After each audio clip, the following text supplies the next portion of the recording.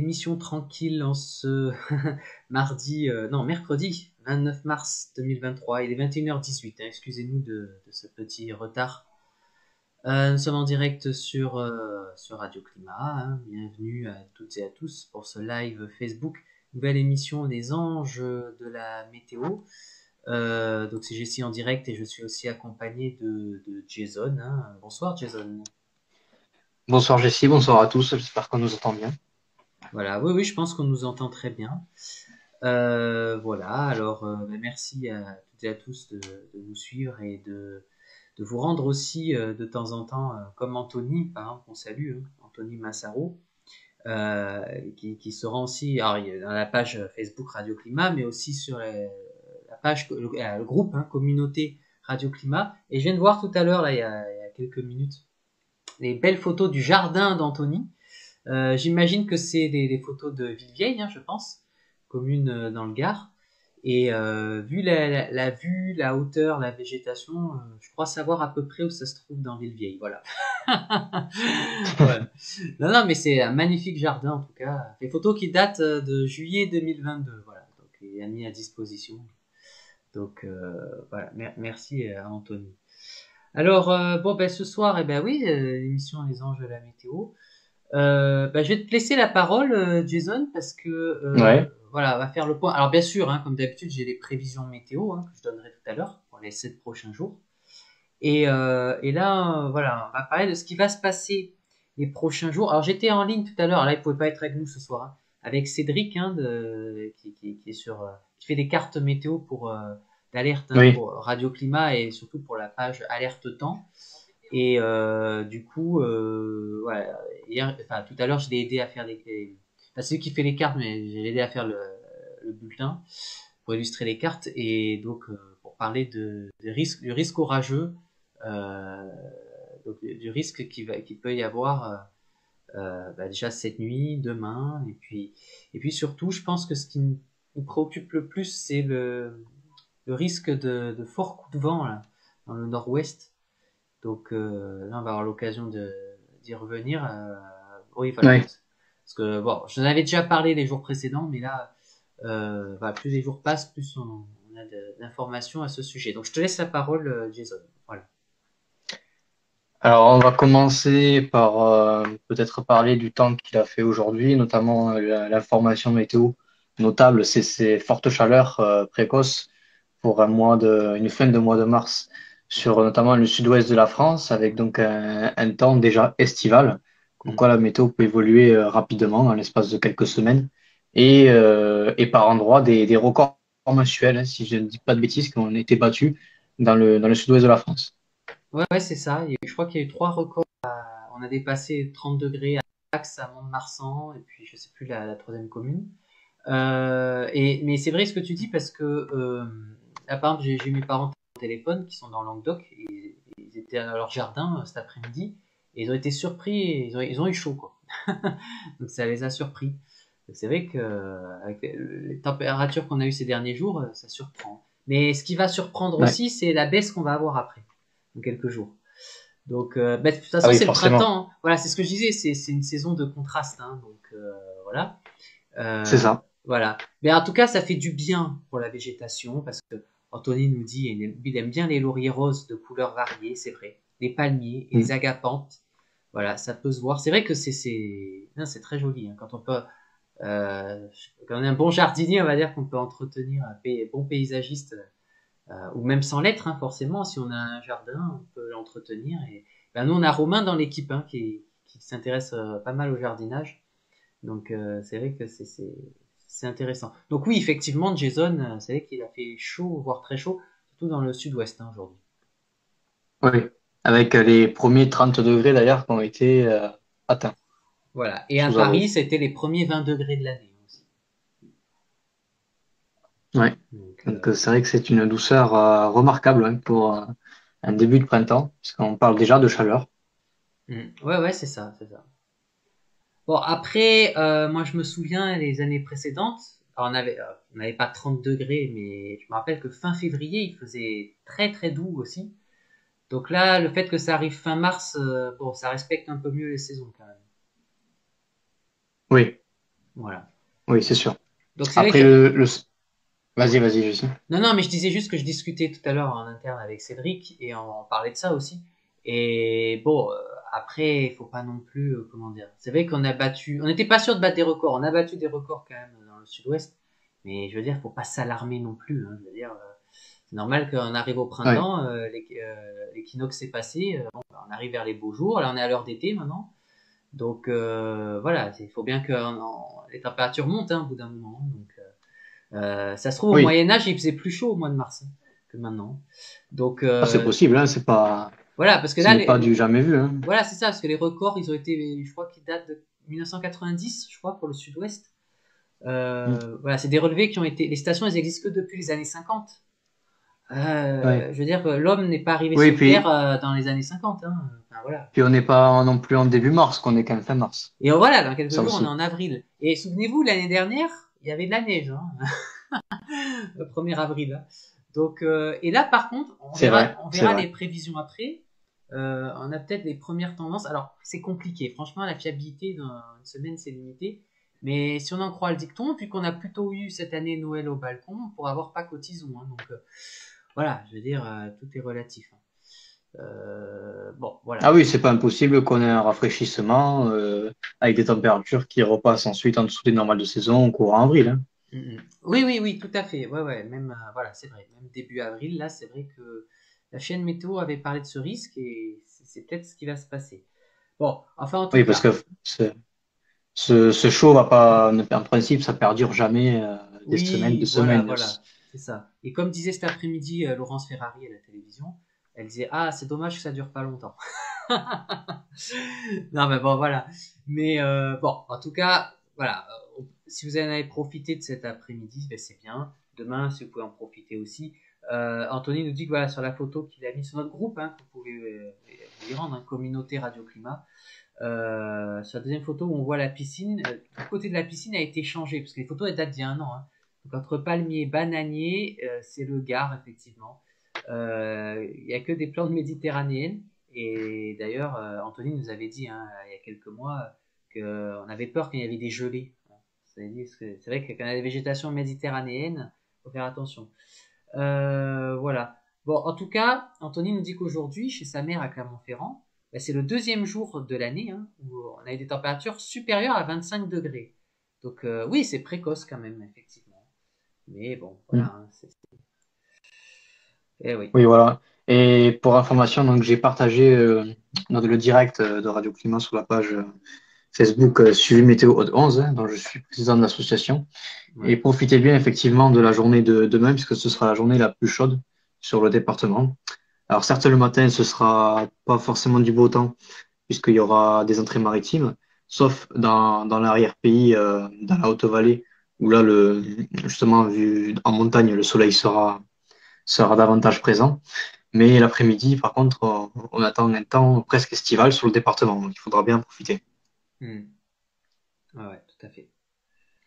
Donc, Et après, j'ai regardé sur les pressions atmosphériques, les centres d'action. Sur le moyen terme. Donc, effectivement, donc là, on a cette douceur présente sur le pays, en France. Après, on pourrait avoir un temps effectivement un peu plus frais pour le week-end, avec notamment ce coup de vent qu'on attend sur l'ensemble du territoire. hmm. Et après, ça pourrait à nouveau se radoucir, se réchauffer pour le début de la semaine prochaine, avec une poussée anticyclonique, notamment sur la partie occidentale. Ouais, ouais, ouais, c'est une possibilité. Ouais, ouais, effectivement. Et alors, tu parlais de l'Aude, hein, Jason. Ouais. Anthony nous dit que vendredi, justement, il retourne dans l'Aude. Bah, il nous dit que pour rigoler, heureusement qu'il paye pas l'essence. Mais bon, voilà, en tout cas, c'est important de donner les prévisions météo locales hein, pour, voilà, pour les prochains jours, comme tu viens de le faire, Jason. Ouais. Et alors, ah oui, alors il y a Samuel qui nous dit qu'il y a une dépression qui est située vers l'Islande, là, en ce moment, qui génère des orages sur le nord-est. C'est prévu dans les prochaines heures. Donc, voilà, Alors, j'ai pas regardé, mais effectivement, oui, ouais. c'est important de le noter. Bon, je vais regarder ça de suite. Voilà, et du coup, quand j'ai, comment, Cédric, là, qui a fait les cartes pour Alerte Temps en France, hein, dans le bulletin, voilà, on avait dit que donc il pourrait y avoir des orages localement forts là, qui développeraient voilà, les régions Oui. centrales. Euh, et puis après se diriger vers le nord. Voilà. Et oui, parce que Et forcément, l'est. qui dit chaleur dit arrivée d'énergie, présence d'énergie, Mm, et forcément favorisant la formation d'instabilité et d'orage lors de conflits de masse d'air et de fortes différences au niveau des pressions atmosphériques. voilà. Donc localement, il pourrait y avoir quand même de fortes averses, une activité électrique assez importante. Pourquoi pas des chutes de grêle, bon, de petite taille, hein. Et voilà. Bon, a priori, il devrait pas avoir de tornade, hein, on vous rassure. Ce Euh, serait pour quand ça? ben là, déjà, cette nuit, hein, les orages font Cette nuit. peur. Hein. Hmm. Voilà. Et c'est vrai que les modèles, ils ont prévu un peu ça au dernier moment, hein. Donc, Oui, ben, je regarde actuellement le modèle à Rome, effectivement, pour ce soir, donc il voit des averses localement orageuses, surtout sur l'Angleterre, mais hmm, aussi sur le long de la Manche, y compris en France, ouais, et aussi des averses qui pourraient se développer dans la nuit sur la partie centrale du pays, entre le centre et le nord-est, ouais. et d'ici jeudi matin, et ensuite un régime d'averses qui se mettra en place notamment jeudi après-midi sur tout le nord du pays Hmm. et avec une succession de dépressions ensuite jusqu'au prochain week-end, on y reviendra avec notamment ce coup de vent accompagné d'averses et peut-être aussi d'instabilité orageuse. Ouais, c'est ça. Alors, c'est vrai que justement, tu parlais de ce week-end, c'est important. Il y a Andrea qu'on salue de Vénéjean. Et c'est vrai que ce dimanche, ça va être le dimanche des rameaux. Et oui, parce que Pâques, c'est la semaine d'après, hein, donc ça va vite. Alors, c'est vrai qu'on annonce plutôt un vent du nord. Et si on en croit à notre dicton, on dit que le vent des rameaux ne change pas de sitôt. Donc, alors, quand Andrea dit ce qui pourrait dire un été frais, bon, ça, je n'irai pas jusque-là, hein, je sais pas. Mais en tout cas, on pourrait avoir, ça revient à ce qu'on disait au début du live, hein, peut-être un début avril un peu plus frais, hein. Je pense que Mm. voilà, Il y aura des périodes plus chaudes, d'autres plus fraîches, donc voilà, ce sera par période. voilà, c'est ça. Et la douceur ou chaleur viendra plus tard de toute façon, hein. Ce sera pas, voilà, ça alternera, ce qui est normal, hein, au printemps. Mais du Oui. coup, oui, oui, c'est possible qu'on ait une petite période de fraîcheur. Donc, ça ne veut pas dire qu'il a fait chaud aujourd'hui, que voilà, c'est ça Mm. qu'il faut retenir. Alors après, ce qu'il faut surveiller, pour la végétation, c'est les gelées qui peuvent Ouais, être parfois problématiques. ouais, c'est ça, c'est ça. Donc, bah, comme il y a eu un risque là en début de semaine, bon bah ça sera pareil en début de semaine prochaine. Donc bon voilà. Après, bon, moi je suis d'accord avec Andrea, hein, on souhaite pas bien sûr un été caniculaire, hein, mais pas un été pourri quand même. Bon ben, en fait il faudra pas qu'on ait ni un été 2021 ni un été 2022. Voilà. Mais peut-être que l'été Ouais. 2023 sera encore un autre été. Voilà. Donc chaque été, comme on dit, les années se suivent et ne se ressemblent pas, hein. Donc, Oui, voilà. Bon. Oui, on parce que verra moi, je bien. vous dis, à Paris, en 2021, j'ai pas sorti une seule fois mon ventilateur l'été. Alors qu'en 2022, j'ai mis presque tout l'été. Donc, vous Mm. voyez que bon, ça dépend d'une année à l'autre, hein. Voilà. Oui, c'est ça. Et sur Météo Ciel, le réseau Météo Ciel Ouais. avec les stations météo qui sont implantées, enregistrées sur le site. Donc, c'est 38 records mensuels qui ont été Ah, enregistrés et battus aujourd'hui à 16 heures. ah, c'est beaucoup. Donc, avec les premiers 30 degrés de l'année en France dans plusieurs stations, Ouais. avec notamment 30 degrés 8 à Navaran dans le 64, Mhm. 30 degrés 3 à Samadé dans le 40 et 30 degrés 1 à Lagor dans le 64 également, dans les Pyrénées-Atlantiques. Ah, ouais, ouais, ouais, c'est ça. Et bon, c'est vrai que les températures, bon, heureusement que c'est ponctuel pour l'instant. Bon, voilà, moi je suis d'accord avec Andrea. 25 à 28 degrés à l'ombre, c'est suffisant. Pas besoin de 40 degrés, on est d'accord. Et bon, voilà. Et puis Anthony me dit qu'en 2022, lui, il a sorti le ventilateur fin mai jusqu'à mi-septembre. Ah oui, ça, je veux bien croire, Mm. hein, c'est sûr. Et donc pour conclure sur ces records, donc je vais prendre trois autres exemples qui seront plus parlants avec des plus grandes villes. Hmm. Notamment, donc on a relevé aujourd'hui 30 degrés 1 à Mont-de-Marsan et à Dax, dans le département 40, Voilà, qui est 30 celui degrés dans des, les Landes, hein. Voilà, ben, c'est les Landes, comme disait Samuel. oui, voilà, département des Landes. Et enfin, 26 degrés 6, alors c'est plus frais, mais c'est quand même un record mensuel puisque c'est Bagnères de Luchon. Donc Oh, c'est c'est chaud quand même. Ouais, plus ouais. en, en altitude. Et donc, voilà, 26 degrés 6, dépassant les 26 degrés 5 du 16 mars 2023. Et en ce qui concerne Dax et Mont-de-Marsan, c'est les 29 degrés 2 et 29 degrés 9 respectivement, donc pour Mont-de-Marsan et Dax, record battu du 21 mars 1990. Ouais, voilà. Non, mais c'est intéressant, hein. C'est pas tous les jours qu'on bat des records. Et c'est vrai que, à Paris, là, à l'heure où je vous parle, tout à l'heure il faisait 20 degrés, là il fait 19 degrés, hein. Alors le ciel est couvert, et justement, c'est pour ça que ça va avoir du mal à baisser, et on annonce demain, je reviendrai dans le bulletin tout à l'heure, pas moins de 13 degrés, hein, de température minimale demain. Alors que normalement, en mars, c'est censé être une température maximale pour Paris. Donc, ouais, c'est pas rien, Oui, hein. Donc là, tant mieux, on fait des économies de chauffage. Ouais, le prix de oui, c'est sûr. l'électricité, voilà, c'est pas plus mal. Voilà. Voir le côté Voilà. positif des choses. Non, et Et puis je je pense regardais qu'il un y a, peu pour ceux qui ont pu profiter de cette journée-là, qui ont pu prendre l'air, ça fait du bien parce que ça permet de se réoxygéner un peu le cerveau. Et le fait de prendre l'air comme ça, dans des bonnes conditions, bah, du coup, on est moins fatigué. ouais. Et dans l'Aude, aujourd'hui, on a relevé 18 degrés 6 à Carcassonne et 14 degrés 1 à Leucate. Alors, c'est plus frais près du littoral puisqu'il y a les entrées maritimes, mais surtout ce petit vent marin qui Ouais, rafraîchit, comme très souvent d'ailleurs, hein, en période chaude. ouais, c'est ça. Et là, ce qui va être intéressant dans les prochains jours, et oui, parce que Samuel il nous dit, c'est vrai qu'il peut faire froid. Ben oui, parce qu'en fait, c'est pas pour rien qu'on annonce un fort coup de vent, voire une tempête, hein, dans le nord-ouest, parce que justement, c'est le fort passe de température. C'est pour ça que la température est bien baissée à l'arrière, hein, derrière la Ouais. station. Alors, oui, alors Anthony demande justement, est-ce qu'il y a un risque sur Villevieille, donc dans le Gard, pour qu'il y ait des gelées la semaine prochaine? Bon, dans le sud, je sais pas quand même, hein. Je pense qu'on sera. Je sais pas ce que tu en Ouais. penses, Jason, mais bon. Oh, bah, je vais regarder ça de suite, hein. Je pense Et peut-être qu'on s'approchera de zéro, mais je pense pas qu'il va y avoir des une petite gelées. dernière information, on est quand même monté jusqu'à 24 degrés dans les Corbières dans l'Aude, donc il faisait plus chaud en altitude sur les montagnes qu'en plaine. Ah, ça c'est intéressant aussi. C'est les inversions thermiques qui arrivent Ouais, ouais. assez souvent d'ailleurs, hein, dans Mm. ces périodes de douceur et de printanière et lorsque le vent aussi est calme. Ouais, ouais, ouais, c'est ça.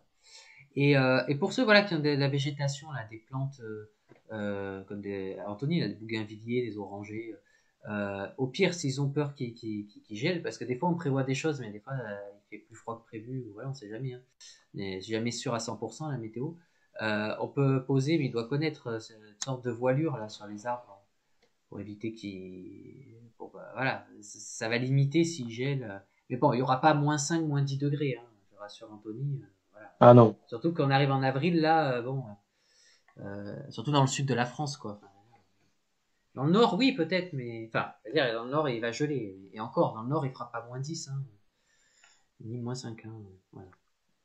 oui, non, et de toute façon, vu le radoucissement qui devrait à nouveau se remettre en place en début de semaine prochaine, à confirmer. Mm. Mais oui, le risque de gelée sera, s'il est présent, uniquement vers le nord. Voilà, et puis même si la végétation, comme dit Anthony, sont juste en pleine terre parce qu'ils commencent tout juste à bourgeonner, bon bah à ce moment-là, c'est encore plus simple quoi, hein, pour les protéger. Voilà.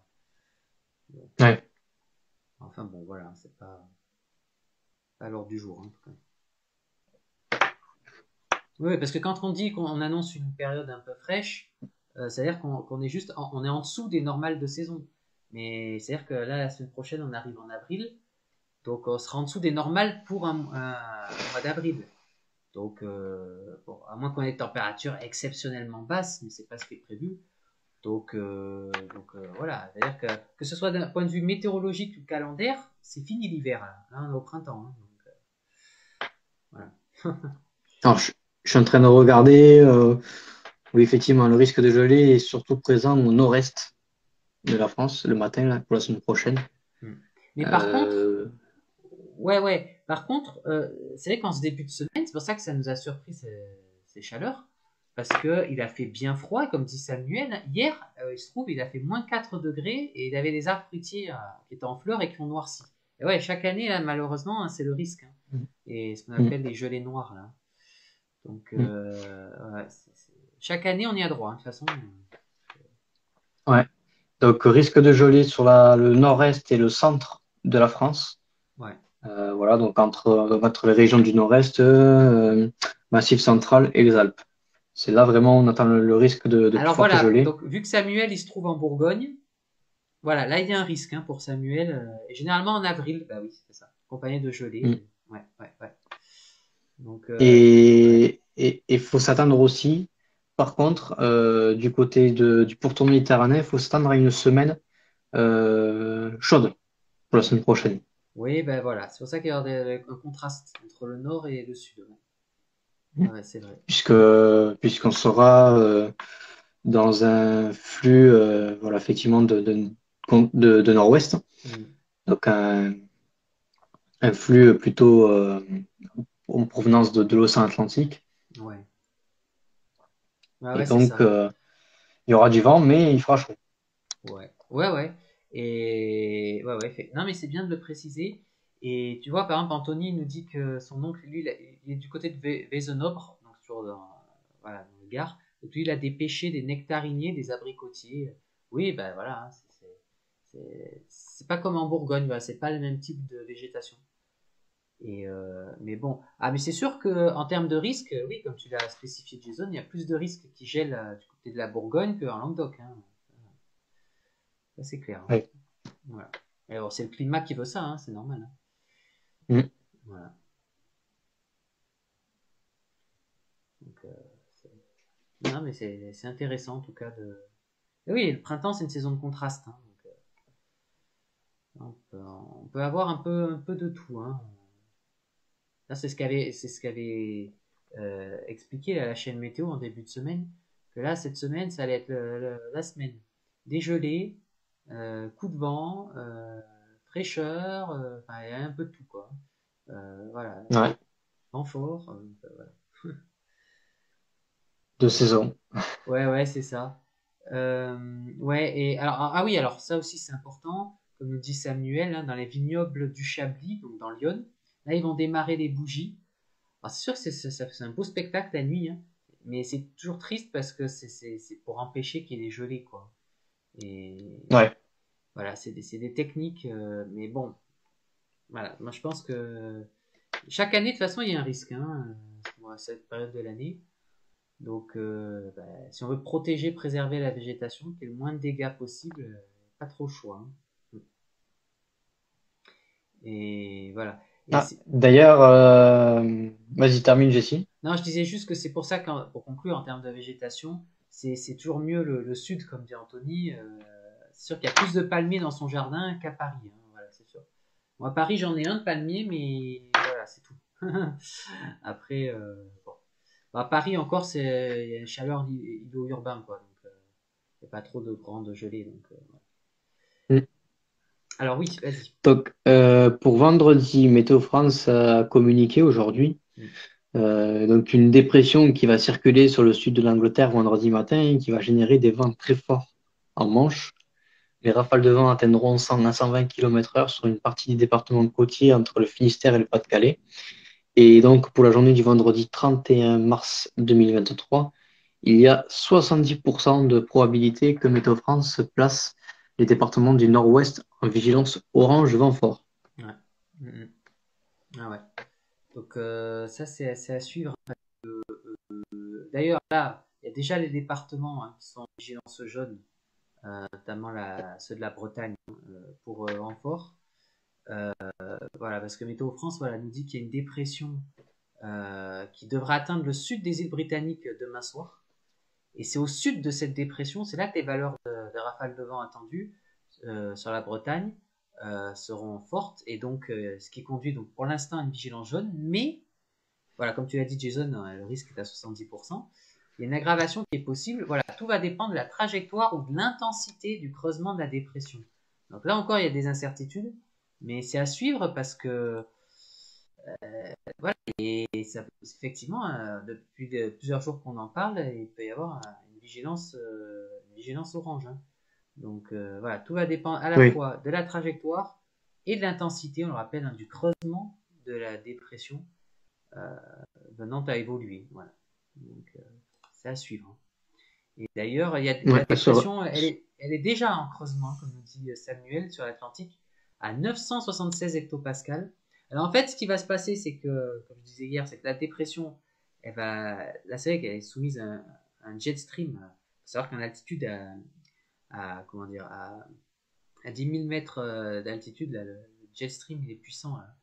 Il est, on va dire, alors je ne dis pas de bêtises, oui, 250 par heure, hein, voire plus.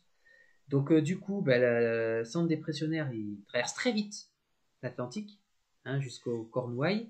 Et après, arrivé au col de la Manche, voilà, normalement, le creusement là qu'on observe actuellement devrait s'atténuer, voilà, tout en se comblant et traverser les côtes de la Manche, quoi, jusqu'au nord de la France. Et voilà. Mais bon, après, il y a encore des petites incertitudes encore hein, sur le positionnement précis hein, de la dépression. Donc, voilà, oui. c'est encore à suivre. Hein.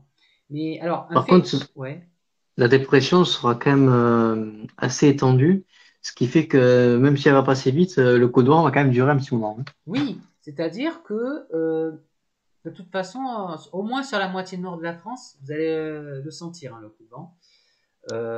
Même dans les terres, parce que tous les départements ne seront pas en vigilance orange. Et si vous êtes même en vigilance jaune, des rafales à 80 et 90 km par heure dans les terres, c'est pas rien quand même. Hein. Donc, ça n'arrive pas tous les jours. Voilà. Et alors, ce qui est notable, comme nous disent Anthony et Samuel, là, c'est que ce mois de mars, il est quand même très orageux. Ça, c'est vrai. Hein. On pourra faire bientôt un bilan du mois de mars. Oui, oui, c'est vrai. Niveau orage, c'est assez précoce. Et justement, Jason, on va voir si tu es d'accord avec moi. Parce que j'en parlais avec Cédric aussi il y a quelques jours. Alors là Ouais. c'est juste un ressenti, mais bon, pour les tendances saisonnières. Mais en tout cas, pour les mois à venir, voilà. Bon, mis à part la petite aparté là qu'on risque d'avoir au mois d'avril, mais c'est possible que dans l'ensemble, globalement, on ait moins un printemps, on va dire, plutôt lourd, un peu instable, orageux, notamment avec les flux de sud-ouest, qui ferait qu'il y ait des moments où il ferait chaud et que ça tournerait à l'orage, après ça se rafraîchirait un peu, et voilà. Bah, disons que comme on dit tout à l'heure, il va y avoir des périodes plus ou moins plus fraîches et plus Eh chaudes. ouais, Et ça s'explique par le fait il y a pas de blocage au niveau des centres d'action. ouais, Par exemple, on va pas avoir un blocage anticyclonique pendant 3 semaines, un mois sur voilà. l'Europe occidentale. On a eu cette Ça va idée, hein. Ouais, bouger. ouais, Et c'est ce mouvement des centres d'action qui fait qu'il y aura effectivement de l'instabilité avec cette chaleur présente. voilà. Donc, vous voyez, dans l'équipe, hein, on est à peu près tous d'accord. Donc, bon, après, on verra dans le détail. Hein. Ça, c'est juste des tendances saisonnières. Voilà. En tout cas, oui, c'est vrai que ça débute tôt, hein, la saison orageuse. Et bon, ben voilà, même Samuel est d'accord avec nous. Un printemps avec pas mal d'instabilité. Voilà. Donc, faudra s'y faire. Enfin, pour ceux qui aiment bien les orages et tout, ça va être intéressant. D'ailleurs, Kyronos hein, qui dit que pour ces prochains jours, et notamment pour demain jeudi, des conditions modérément instables vont s'installer ces prochains jours, surtout dans le nord du pays, avec des orages de masse d'air froid Mm, qui sont prévus sur plusieurs régions, mm. Ouais. et notamment donc une probabilité jugée à 15% jeudi Ah ouais. par Kéronos, 5% vendredi et 5% samedi. Ah ouais. Ouais. Ah ouais, non, mais effectivement. Ouais, ouais, c'est à suivre. Hein. Alors, c'est vrai qu'on parlait des dictons tout à l'heure. Pour Anthony, ça lui fait un peu peur le dicton sur les rameaux parce que. Mais attention, les rameaux, ça dit pas que l'été il sera pas très chaud. L'été, c'est vent de rameaux ne change pas de sitôt, mais ça veut pas dire que de sitôt, ça veut tout et rien dire. Hein. Sitôt, ça va peut-être durer quelques semaines et puis après, on va changer de flux. Hein. Et justement, si on s'attend à un printemps instable, c'est ce qui risque d'arriver hein, de toute façon. Donc Mm. voilà, voilà. Après, on verra bien, hein, comme dit Anthony. C'est pas une science exacte Mm. non plus. Bah oui, oui, oui. Mais Kér- ouais. Kéronos qui rajoute d'ailleurs hein, pour les orages que demain, L'activité orageuse va se renforcer un peu concernant une large moitié nord de la France, Voilà, se prolongeant jusqu'aux Alpes. voilà, ben c'est ça, Et c'est ce pour, que vo- et j'allais pour, dire. ven- et pour vendredi, la traîne va se réactiver par évolution diurne avec des orages localisés sur le nord du pays. Et samedi, un faible risque orageux de masse d'air froid va persister, notamment du nord-ouest au relief de l'est, Ouais, ouais, ouais, c'est ça. avec un flux de nord à nord-est frais de moins en moins instable qui est envisagé ensuite pour la fin du week-end et le début de la semaine suivante. Ouais, hmm, ouais, ouais. Donc, non, mais vous voyez, hein, là, niveau météo, ça bouge un peu, hein, quand même. C'est pas, Mm. voilà. Mais comme tu dis, Jason, tu as très bien résumé. On va pas vivre des moments de blocage niveau météo. On va suivre les prévisions météo un peu au jour le jour parce que ça risque de changer assez souvent. Et vous verrez dans le bulletin de tout à l'heure que je vais vous donner, pour la semaine prochaine, la fiabilité est plutôt limitée, hein. Donc, voilà, j'essaierai de faire au mieux, mais bon. Alors, vous savez, comme dit Anthony, on attribue souvent le vent de nord à un vent froid ou frais selon la saison. Oui, parce qu'on dit que ça vient du nord, hein. Mais bon, il y a des exceptions. Et quand je pense à la terrible chaleur qu'il y a eu en 2019, hein, qui avait un peu de Mistral, c'est un vent de nord certes, mais c'est un vent de terre, hein, aussi, hein. Et là, je veux dire, tu sortais dehors, c'était comme un chalumeau, hein. Donc, Ouais, mais bon, c'est clair. c'est vrai que. Après, on peut dire l'inverse pour le vent de sud. Ben, la preuve, là, avec les entrées maritimes que tu as annoncé, Jason, là, on attend demain. Quand on est en bord de la Mm. mer, c'est pas agréable, hein. C'est sûr que le vent de sud sera Ah non, arrivé à pas du 2 heures. tout. Mais quand on est sous l'emprise du vent et de l'humidité, c'est pas chaud, hein, carrément. Oui. Pourtant, c'est un vent de sud. Donc, voilà. Mm. Mais vu qu'il vient de la mer, il est plus frais. Et c'est ça. Et alors, voilà. Alors qu'à l'inverse, quand c'est un flux de nord, comme dit Samuel, c'est plutôt sec. Voilà. Mais ça dépend où on se trouve, parce que si on se trouve du côté de l'île, dans le nord Pas-de-Calais, là, c'est l'inverse, hein. Voilà. Donc, après, ça dépend de la géographie. Alors, j'ai une statistique d'ailleurs comparative très intéressante concernant l'activité orageuse Ah, par rapport à l'année dernière. ah oui. Donc, il faut savoir que l'année dernière, depuis le 1er janvier jusqu'au 29 mars 2022, il y avait eu 7 863 impacts de foudre. Mhm. Cette année, du 1er janvier au 29 mars 2023, on est à 74 118 impacts de foudre, soit 10 fois plus. Oh, ah ouais. Ah ouais. Ah ouais, je pensais pas autant. Ah ouais. Effectivement. Ah ouais, ouais, non, mais c'est vrai que. Ouais, ouais. Alors, bien sûr, il faut expliquer que les orages n'ont pas éclaté partout, hein. Mais il y a eu pas mal d'impacts de foudre. Ah ouais, ouais, c'est impressionnant. Bon, en tout cas, bon, ça n'augure en rien sur la suite de la saison orageuse, hein, mais voilà. Oui, alors, c'est comme dit Anthony, je parlais de juin 2019 tout à l'heure. À ce moment-là, ben oui, les lauriers roses, ils avaient grillé, hein, ça c'est sûr. Donc c'était un bon vent de nord brûlant. Ben oui. Donc, ouais, ouais. Mais c'est intéressant Ouais. d'étudier chaque phénomène météo. Très intéressant ton bilan, hein, d'ailleurs, Jason, que tu as trouvé là sur les impacts de foudre là pour le mois de mars. Ouais. Voilà, ça prouve que. Statistique Kéronos. Ouais, ouais. Avec Keronos, pour ça, c'est vrai qu'ils font des. Ah, ils font pas forcément des superbes prévisions, mais tout ce qui est, on va dire, si vous voulez avoir toutes des infos sur ce qu'est un orage, comment ça se développe, les infos sur les statistiques, les archives climatiques, alors là, Oui, voilà. c'est la référence. Voilà. Donc, voilà. Ah oui, alors ouais, Samuel, ouais, nous demande si on peut faire un petit bilan de l'hiver 2022-2023. Alors, j'en avais fait dans une des précédents lives, là. Mais, ouais, ouais, alors, je sais pas si Jason, déjà, si t'as des infos à ce sujet, mais moi, je peux vous en donner après, hein, si vous voulez. Non, j'ai pas trop planché sur le sujet, mais bon, on a eu, on va dire, un hiver assez, ouais, avec des périodes plus ou moins fraîches. En ce qui concerne le département de l'Aude, on a eu notamment une situation de neige. Ouais. Mais après, à part ça, rien d'extraordinaire. Un hiver surtout sec, très sec, Et ouais, c'est ça. et qui pose des problèmes, qui continue d'ailleurs à poser des problèmes au niveau de la sécheresse Hmm. sur le pourtour méditerranéen notamment. Ah ouais. Et en particulier, ben oui, le Roussillon, là où tu le trouves. Hein. Euh, Ouais. voilà, c'est surtout ça, quoi. Hein. Alors, on a eu un épisode pluvieux, on va dire, notable, il y a quelques jours de cela, Mm.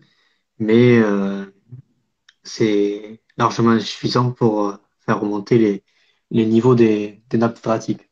Bah ouais, c'est clair. Ouais, ouais.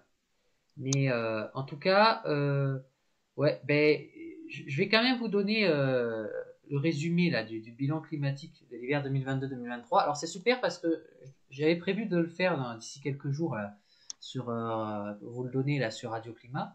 Mais vu que voilà, Samuel nous le demande, ben, je vais vous le faire là. Alors là, c'est d'un point de vue national. Hein. Là, Jason, là, tu viens de parler pour l'Aude. Et Ouais. voilà, d'un point de vue national, donc c'est intéressant.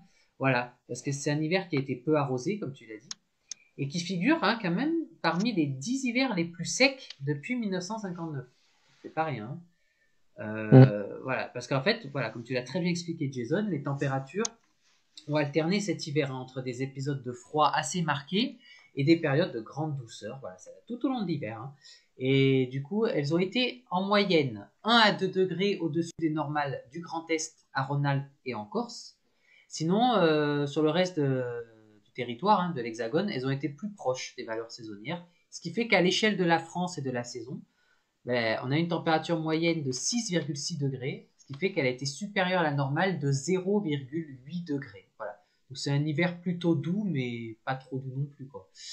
En tout cas, les précipitations ont été déficitaires sur la quasi-totalité de l'Hexagone. Le déficit a généralement atteint 20 à 60%, excepté sur l'extrême nord du pays, en Bretagne, de l'Indre et du Poitou à la côte basque et au Gers, ainsi qu'en région PACA, hein, où les cumuls ont été en moyenne plus proches de la normale. Par contre, voilà, les précipitations ont été excédentaires de 10 à 30% sur la majeure partie de la Corse, ainsi que plus localement du Vaucluse aux Hautes-Alpes. C'est pour ça que dans le sud, il y a des disparités quand même. Mais en moyenne, sur le pays et la saison, la pluviométrie a quand même été déficitaire de 25%. C'est pour ça que ça classe l'hiver 2022-2023 parmi les 10 hivers les moins arrosés sur la période 1959-2023. Et puis l'ensoleillement, ben, lui, il a été proche de la normale hein, sur une grande partie du pays. Il a été excédentaire de 10 à 20% de la côte aquitaine au midi toulousain, du sud du Jura au Lyonnais et au nord des Alpes, sur le sud de la Corse, ainsi que par endroits sur le nord-ouest de l'Hexagone. Puis l'excédent a atteint 20 à 30% des Landes à l'Agenais, ainsi que dans l'Ain. Et l'ensoleillement, en revanche, il a été à peine de saison du centre Val-de-Loire et du Poitou-Charentes au sud des Alpes, voire localement déficitaire de près de 10%. Donc, vous voyez que là aussi, pour l'ensoleillement dont la normale est calculée sur la période 1991-2020, là, il y a eu pas mal de disparités. Et pour finir, pour vous évoquer les quelques faits marquants de l'hiver qu'on vient de passer, hein, 2022-2023, souvenez-vous, on a eu début décembre un coup de froid, hein, du 1er au 18 décembre 2022, où la France a connu un temps hivernal, hein, avec de petites chutes de neige en plaine ou du verglas, et des températures parfois glaciales, hein, notamment du 11 au 18 décembre, avec de très fortes gelées nocturnes et des journées par endroits sans dégel hein, sur la large quart nord-est. Le 17 décembre a été la journée la plus froide de l'hiver. Hein. Par contre, après, du 19 décembre 2022 au 15 janvier 2023, là, on a eu une douceur exceptionnelle. Donc une ambiance printanière qui s'est installée sur l'ensemble du pays, avec une température moyenne 2 à 7 degrés au-dessus de la normale, voire plus de 7 degrés hein, au-dessus de la normale les 23 décembre 2022 et 1er janvier 2023, et même plus de 8 degrés au-dessus de la normale, c'est énorme, hein, le 31 décembre 2022, qui fut la journée la plus chaude de l'hiver avec 14 degrés en moyenne sur la France, et ce fut même la troisième journée la plus chaude que la France ait connue depuis le début des relevés météorologiques, lors d'un hiver météorologique depuis 1947.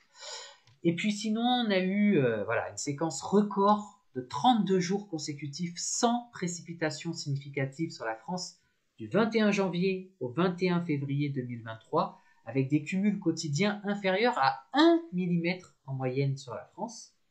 Ce qui fait qu'on a eu du coup un assèchement hivernal exceptionnel des sols superficiels, déjà très impactés par la sécheresse de l'été 2022.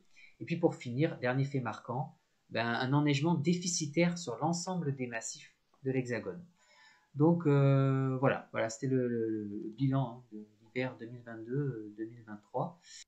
Bon, ben voilà. Donc, ça n'augure en rien de ce qui va se passer pour la suite. Bon, c'est vrai que niveau direction des vents, comme dit Anthony, quand on a un vent d'est, c'est mauvais signe. Surtout que dans ce cas-là, il y a pas mal de flotte. Ça, c'est vrai en Méditerranée. Et voilà. Et c'est vrai qu'il y a des disparités parce que voilà, Anthony, voilà, lui trouve que cet hiver, il a été doux, malgré quelques bonnes gelées, on s'en souvient, hein, jusqu'à moins 5 degrés sur Villevieille. Hein, voilà. Mm. Donc, voilà. Et une information importante à signaler, alors ça ne concerne pas le Languedoc, mais ça concerne plutôt le Roussillon, Mm. conséquence de la sécheresse, hein. Ah ouais. Euh, Ce qui a provoqué donc les conséquences donc, qui ont provoqué cette sécheresse, c'est que cette année, donc 2022-2023, entre l'automne et l'hiver, on n'a eu aucun épisode méditerranéen, pardon, sur l'Aude et les Pyrénées-Orientales en tout cas. Ah ouais, c'est clair. Hein. Ouais, ouais, c'est vrai. Et C'est vrai. c'était ça. Et ça fait plusieurs années que c'était pas arrivé.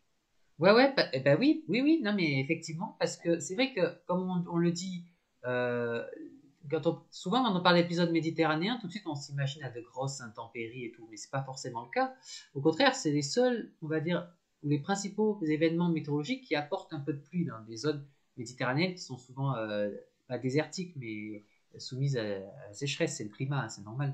Mais en fait, c'est vrai que normalement, quand on dit que les épisodes c'est faux quand on dit chaque année, bah, des épisodes sévenols méditerranéens, on n'en a pas chaque année.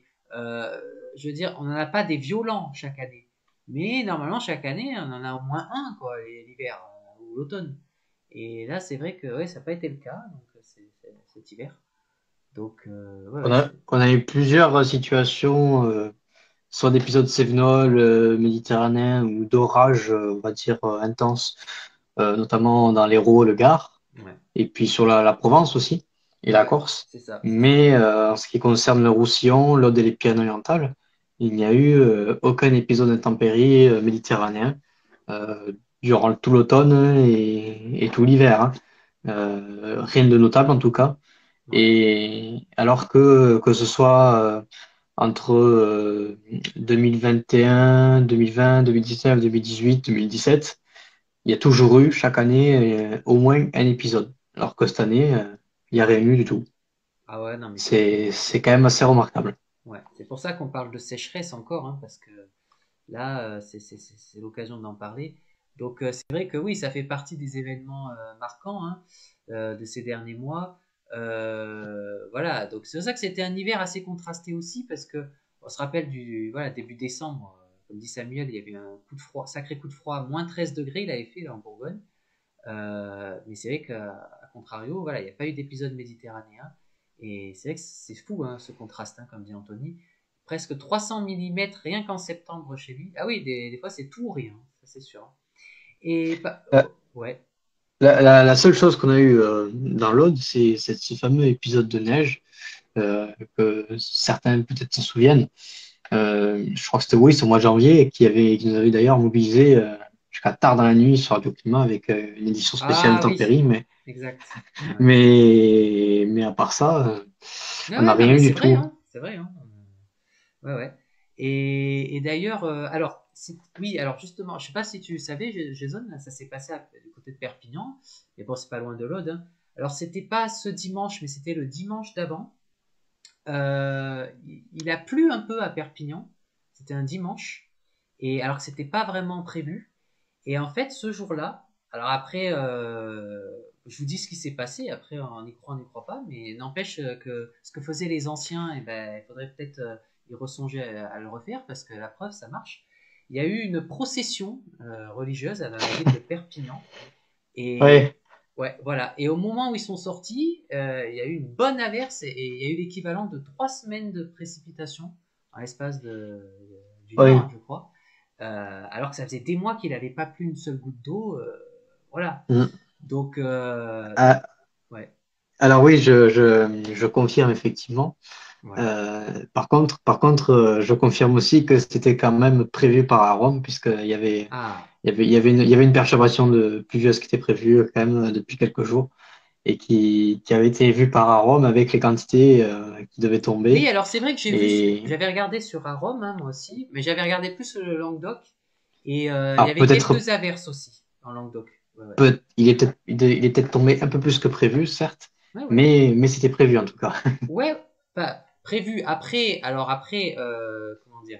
Alors ça aussi, j'en avais parlé avec Cédric il y a quelque temps. Oui, parce que voilà, j'avais écouté il y a pas si longtemps que ça, un météorologue, un jeune ingénieur là, avec qui travaille là où je travaille, dans les mêmes bâtiments là où je travaille à l'IGN, à Saint-Mandé. Et il avait parlé, j'avais vu, je sais pas, c'était sur, j'ai eu une vidéo sur internet où il avait une interview, c'était sur, qui était passée sur BFM, je sais pas quoi. C'était au moment l'an dernier où il y avait eu des gros orages en Corse, là, au mois d'août, là, que tout le monde se souvient. Ouais, Et les journalistes disaient, mais on ne comprend pas pourquoi vous avez déclenché la vigilance orange au dernier moment, alors qu'il y a des météorologues amateurs qui avaient prévenu les internautes qu'il allait avoir de gros orages en Corse et tout. Alors Météo France, ils ont expliqué, alors oui, il y avait parmi tous ça faisait partie des scénarios minoritaires, parmi tous les modèles qu'on étudie, dont le modèle AROM, il y avait un scénario qui modélisait ce qui s'est passé. Sauf que bon, si on commence à faire des prévisions même sur toutes les simulations de modèles, et ben, tous les jours on prévoirait des orages, quoi, hein. Donc il a dit de toute façon, voilà, là, c'est un choix qu'on a fait, et ben là pour le coup on s'est trompé, mais ça ne veut pas dire que, en fait, ceux qui ont prévu ça sur les météorologues amateurs sur internet, ils ont eu un coup de chance ce jour-là, entre guillemets, d'avoir eu raison, entre guillemets. Mais je veux dire, la météo, ça marche pas comme ça, c'est pas que sur une sortie d'un modèle, quoi. Donc ouais. voilà. Donc c'est pour ça que voilà, quand je disais tout à l'heure que c'était pas prévu les pluies là à Perpignan, euh, oui, il y avait un modèle à Rome qui l'a prévu, mais après Météo France, je sais pas, je me rappelle plus ce jour-là. Mais je veux dire, bon, Mais après, par contre, il est tombé plus que prévu, ça oui. ouais, ouais, ouais. Mais c'est vrai qu'on était dans un flux, je crois, de nord, hein, il me semble. Et en général, un flux de nord, c'est pas un flux qui est propice aux plus fortes précipitations en Méditerranée. Donc c'est ça aussi qui est pas anodin, quoi. Voilà. Donc, ouais. Donc en tout cas, voilà, l'homme, c'était une petite anecdote intéressante. Voilà, c'était mon anecdote du Mm. soir. Voilà. Oui, il me semble qu'il était tombé presque 40 millimètres du côté donc à l'ouest de Perpignan. Ouais. Et bon, Alors ça fait bien un mois de sûr, pluie, on voilà. Alors bien comprend, sûr, mais ils ont expliqué que ça va pas, c'est pas cette pluie qui a renfloué tous ces mois de sécheresse. ouais. Voilà. Mais c'est un bon début quand même. Voilà. C'est juste Mm, pour vous dire que faut pas désespérer dans la vie. Et mm.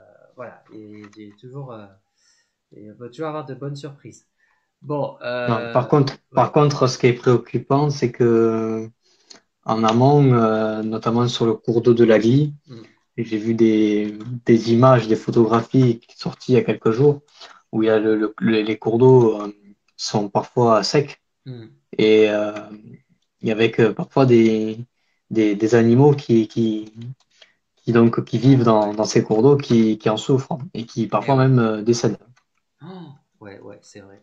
Parce il y a plus d'eau, donc du coup, les poissons, par exemple, Ouais, c'est ça. ben, des fois, quand il y a plus d'eau, ben, ils meurent, quoi. Donc c'est vrai que c'est Ouais, il inquiétant. doit y avoir aussi des crapauds là, des grenouilles, tout ça.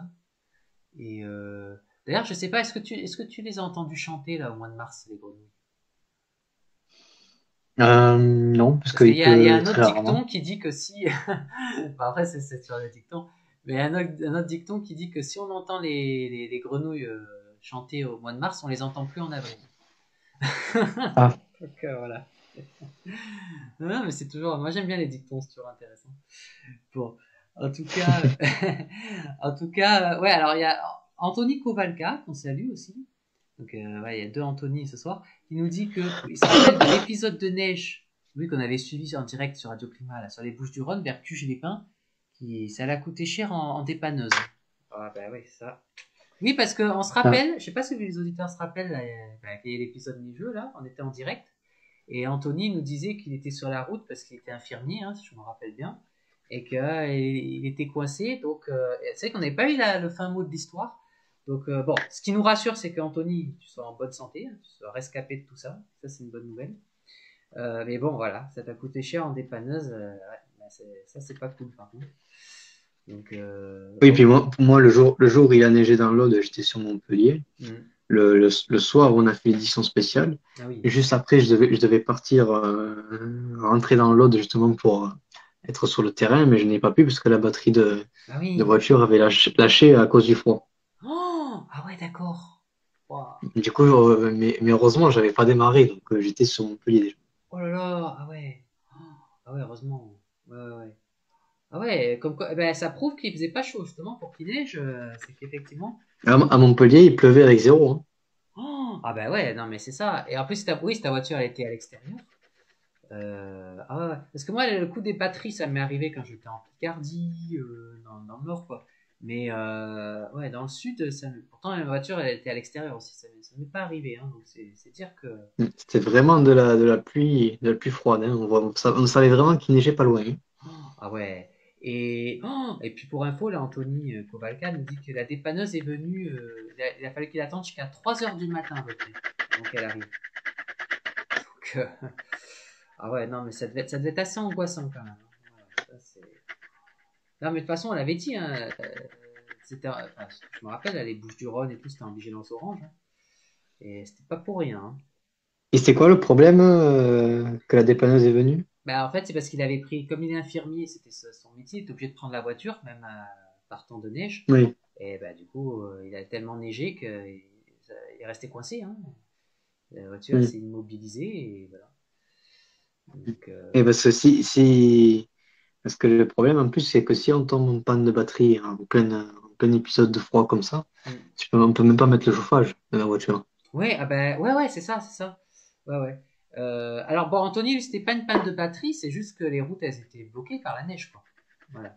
Parce qu'il savait qu'il Mm. allait neiger, mais il pensait qu'il y aurait juste quelques centimètres. Mais il y a eu un peu plus que ça, hein. Donc, Ouais. bon, voilà. Bon, et justement, à ce moment-là, la dépanneuse, comme elle était débordée à cause de l'autoroute qui était à proximité, et sur l'autoroute, il y avait plus de voitures, logiquement. Donc, il y avait là aussi des problèmes. Donc, voilà, c'était. Bah oui, bah c'est ça, Mais hein. c'était le jour où s'il y avait eu un épisode de neige aussi, Oui, que les Bouches-du-Rhône avaient été placées en vigilance voilà, orange, c'est je sais pas ça, si c'est. c'est ça, par retour d'Est. Et ben, c'était le jour où il y avait le match de l'OM, je crois, Oui, oui, à ben, j'y étais Marseille. moi à Marseille. Et ben voilà, c'est pour ça. Et, ouais. Et qu'on s'est dit, tiens, on va peut-être faire une intervention spéciale, mais on n'avait pas pu, hein. Mais en Mais, direct. mais finalement, il n'a pas neigé à Marseille, c'était la plus froide. Ouais, voilà, c'est ça. C'était ce moment-là. Ah non, mais c'est des moments mémorables, hein. Et ouais, alors en plus, ouais, Anthony nous dit qu'il avait une voiture électrique et plus de batterie, donc pas de chauffage durant 3 heures. Voilà. Et c'est Ouais. c'est pour ça qu'on dit que quand on part, il faut avoir un kit de survie quand même, hein, avec soi, sa voiture, hein. Ah oui, oui, c'est important. Ah ouais, ouais. Non, mais là, en plus, surtout quand on sait que. Bon, en plus, là, c'était même pas une vigilance rouge, c'était une vigilance orange, donc on peut pas t'obliger à rester chez toi. Mais là, pour le métier, pour le boulot qu'il fait Anthony, c'est admirable, hein, il est obligé. Et là, ben, c'est sûr que quand il y a une vigilance orange, ah ben, il faut prévoir, hein, les précautions Mm. d'usage, hein, parce que sinon. C'est pour ça que la mémoire et le souvenir, la culture du risque, elle est importante. Ouais. Il faut pas oublier ce qui s'est passé, par exemple, en parlant de neige en 2018 du côté de Montpellier. Ah ben, alors là, c'était exceptionnel. Ah ouais. Là, pour le coup. Oh. Moi, j'y étais pas, mais je sais que ma famille y était. Et, bah, j'ai des photos, hein, je les ai gardées parce que je crois que depuis que je suis dans le sud, j'ai jamais vu autant de neige, hein. Ouais, ouais, 2018, ça a été exceptionnel, hein. Encore plus que 2010, hein, c'était vraiment. Et ouais. Tiens, il y a Cédric qui nous fait un petit coucou là, alias chasseur d'orage nord. Voilà. C'est gentil à lui. Voilà. Mais ah ouais, non, mais de toute façon, il y a toujours des événements marquants, hein, qui nous marquent, qui peuvent nous marquer à vie, hein, ça, c'est sûr. Et, bon, c'est ce qui fait le charme de la météo, quoi, hein. Mais c'est vrai Oui, que, ben, non, bon, après, je me mets aussi à la place d'Anthony. C'est vrai que bon, euh, même si on a une vigilance orange, des fois on se dit bon, ça peut arriver qu'ils peuvent se tromper, ou voilà. Mais voilà, comme dit Anthony, quand tu travailles dans le Vaucluse, dans les Bouches-du-Rhône et le Var, voilà, Anthony n'aurait pas cru à un tel bordel. Mais c'est ce qu'on disait une fois, hein, Jason, c'est que les régions méditerranéennes, c'est vrai qu'elles sont moins enclins à la neige parce qu'il fait souvent moins froid que dans le nord. Mais quand il neige, en plus c'est de la neige lourde qui provoque plus de dégâts, la neige collante, hein, comme on dit.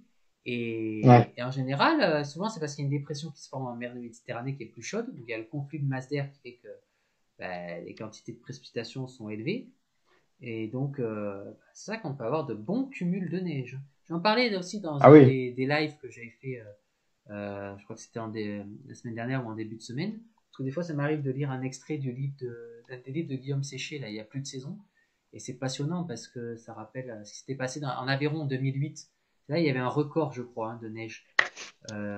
C'était 2006 ou 2008, ouais, je sais plus. Il y avait plus de 1 mètre de neige dans une commune de l'Aveyron, là, je sais plus laquelle d'ailleurs, et vers Saint-Afrique, je crois. Et alors ça ouais, avait plutôt vite fondu hein, en une nuit, mais on avait vu les photos avant, pendant l'épisode, après. Enfin, c'est impressionnant. Ouais. Je crois que c'était le record de neige en pleine. Alors là, on va dire que c'était à basse altitude. C'était vers 200, 300 mètres d'altitude. C'est bas quand même. Voilà. Donc, ouais, ouais, ouais. Donc, oui, bah, y a Cédric est fan aussi de Guillaume Séché. Hein, ouais. Et alors, oui, alors Anthony Kovalka nous dit que lui, il est originaire de Moustier-Sainte-Marie.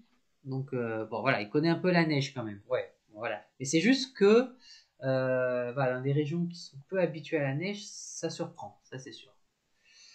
Voilà. Bah, en tout cas, c'est très bien d'avoir des archives. Voilà, Guillaume Séché avec son almanach hein, dans son site météoparis.com, qui est la référence, hein, j'ai envie de dire. Et comme dit Cédric, c'est un professionnel, hein, ça se voit. Mm. ouais. Euh, voilà, c'est bien, c'est bien. Voilà, vous voyez, à Paris, il fait toujours 19 degrés, là, et voilà, le ciel n'est plus totalement couvert comme tout à l'heure, mais c'est quand même nuageux. Voilà. Donc, comme on dit, la nuit, couverture nuageuse, c'est comme quand dans son lit le soir, hein, ça empêche la déperdition de chaleur. Du moins, c'est à la limite. Donc, voilà. Voilà. Bon, ben sinon, ouais, Anthony Kovalka nous dit qu'il aime beaucoup Louis Baudin. Ouais, lui aussi, hein, un bon météorologue. Voilà, comme le confirme Samuel. Voilà. Voilà. Heureusement qu'il y a des bons météorologues. Oui. Voilà. Ah bah oui, parce que c'est pas le cas de tout le monde, mais bon. Après, c'est bah ouais, c'est comme tous les métiers, hein. Il y en a des bons et des moins bons. Hein. C'est comme les professeurs dans les écoles. Hein. Voilà. Après, c'est pas une histoire de bon ou moins bon, c'est surtout comment ils interprètent les choses. Voilà. Ouais, bah parce que oui, c'est vrai que la météorologie, être météorologue, c'est un métier assez particulier parce que faut non seulement être compétent, mais aussi avoir une bonne perception des choses. Et, et voilà, c'est pas, il y a quand même des responsabilités. Je sais que ceux qui travaillent à Météo France ne peuvent pas faire n'importe quoi hein, parce qu'ils ont quand même une responsabilité derrière. Donc c'est pas évident. Alors il y a Ouais. Anthony Massaro qui nous dit il nous écoute. Alors ça c'est super. Et pendant qu'il nous envoie des messages sur le Facebook Live, pendant qu'on est en direct, il est dans sa piscine, il est en train de nager en ce moment, parce qu'il fait bon ce soir. Non mais c'est génial, moi je trouve c'est super qu'on puisse nous écouter, pas forcément dans sa voiture ou dans son bureau. Donc non, non, c'est sympa. Vive les nouvelles technologies, hein, j'ai envie de dire. Voilà. Ah Et ouais. sinon, ouais. Alors Samuel qui nous dit que Virginie Ilson-Lévy est exceptionnelle aussi. Voilà, c'est météorologue de France 2, France 3. Bah, de toute façon, ils ont tous fait, je crois, ils ont tous fait la chaîne météo. Hein. Oui. Ouais, voilà, c'est ça.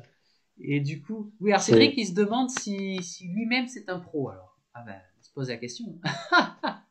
Non, bah après il y a des pros amateurs, il y a des amateurs tout court, et voilà. Bon. Et après, il y a des vrais professionnels. Voilà. Enfin bon, nous on n'est pas là pour juger, pour mettre dans des catégories. Voilà. On est là pour relayer l'information sur Radio Climat, mais après relayer les ouais. informations météorologiques et climatiques.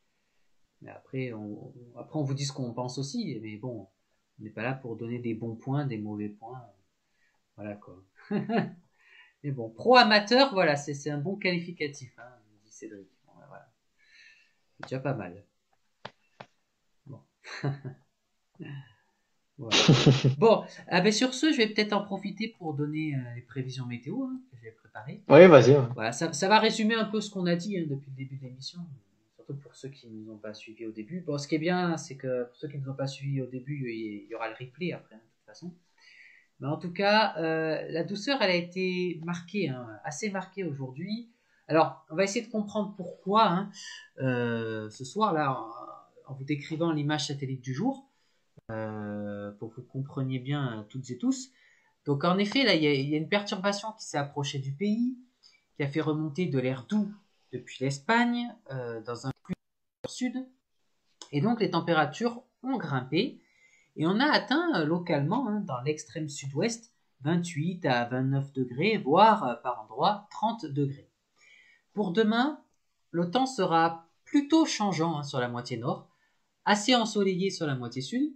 En effet, on va retrouver des averses assez fréquentes le long des côtes de la Manche avec un vent sensible, des averses localement orageuses entre la Franche-Comté et l'Alsace, et donc un temps plutôt ensoleillé dans le sud du pays, avec des nuages d'altitude qui circulent dans le ciel, et des entrées maritimes qui se mettent en place sur le pourtour méditerranéen.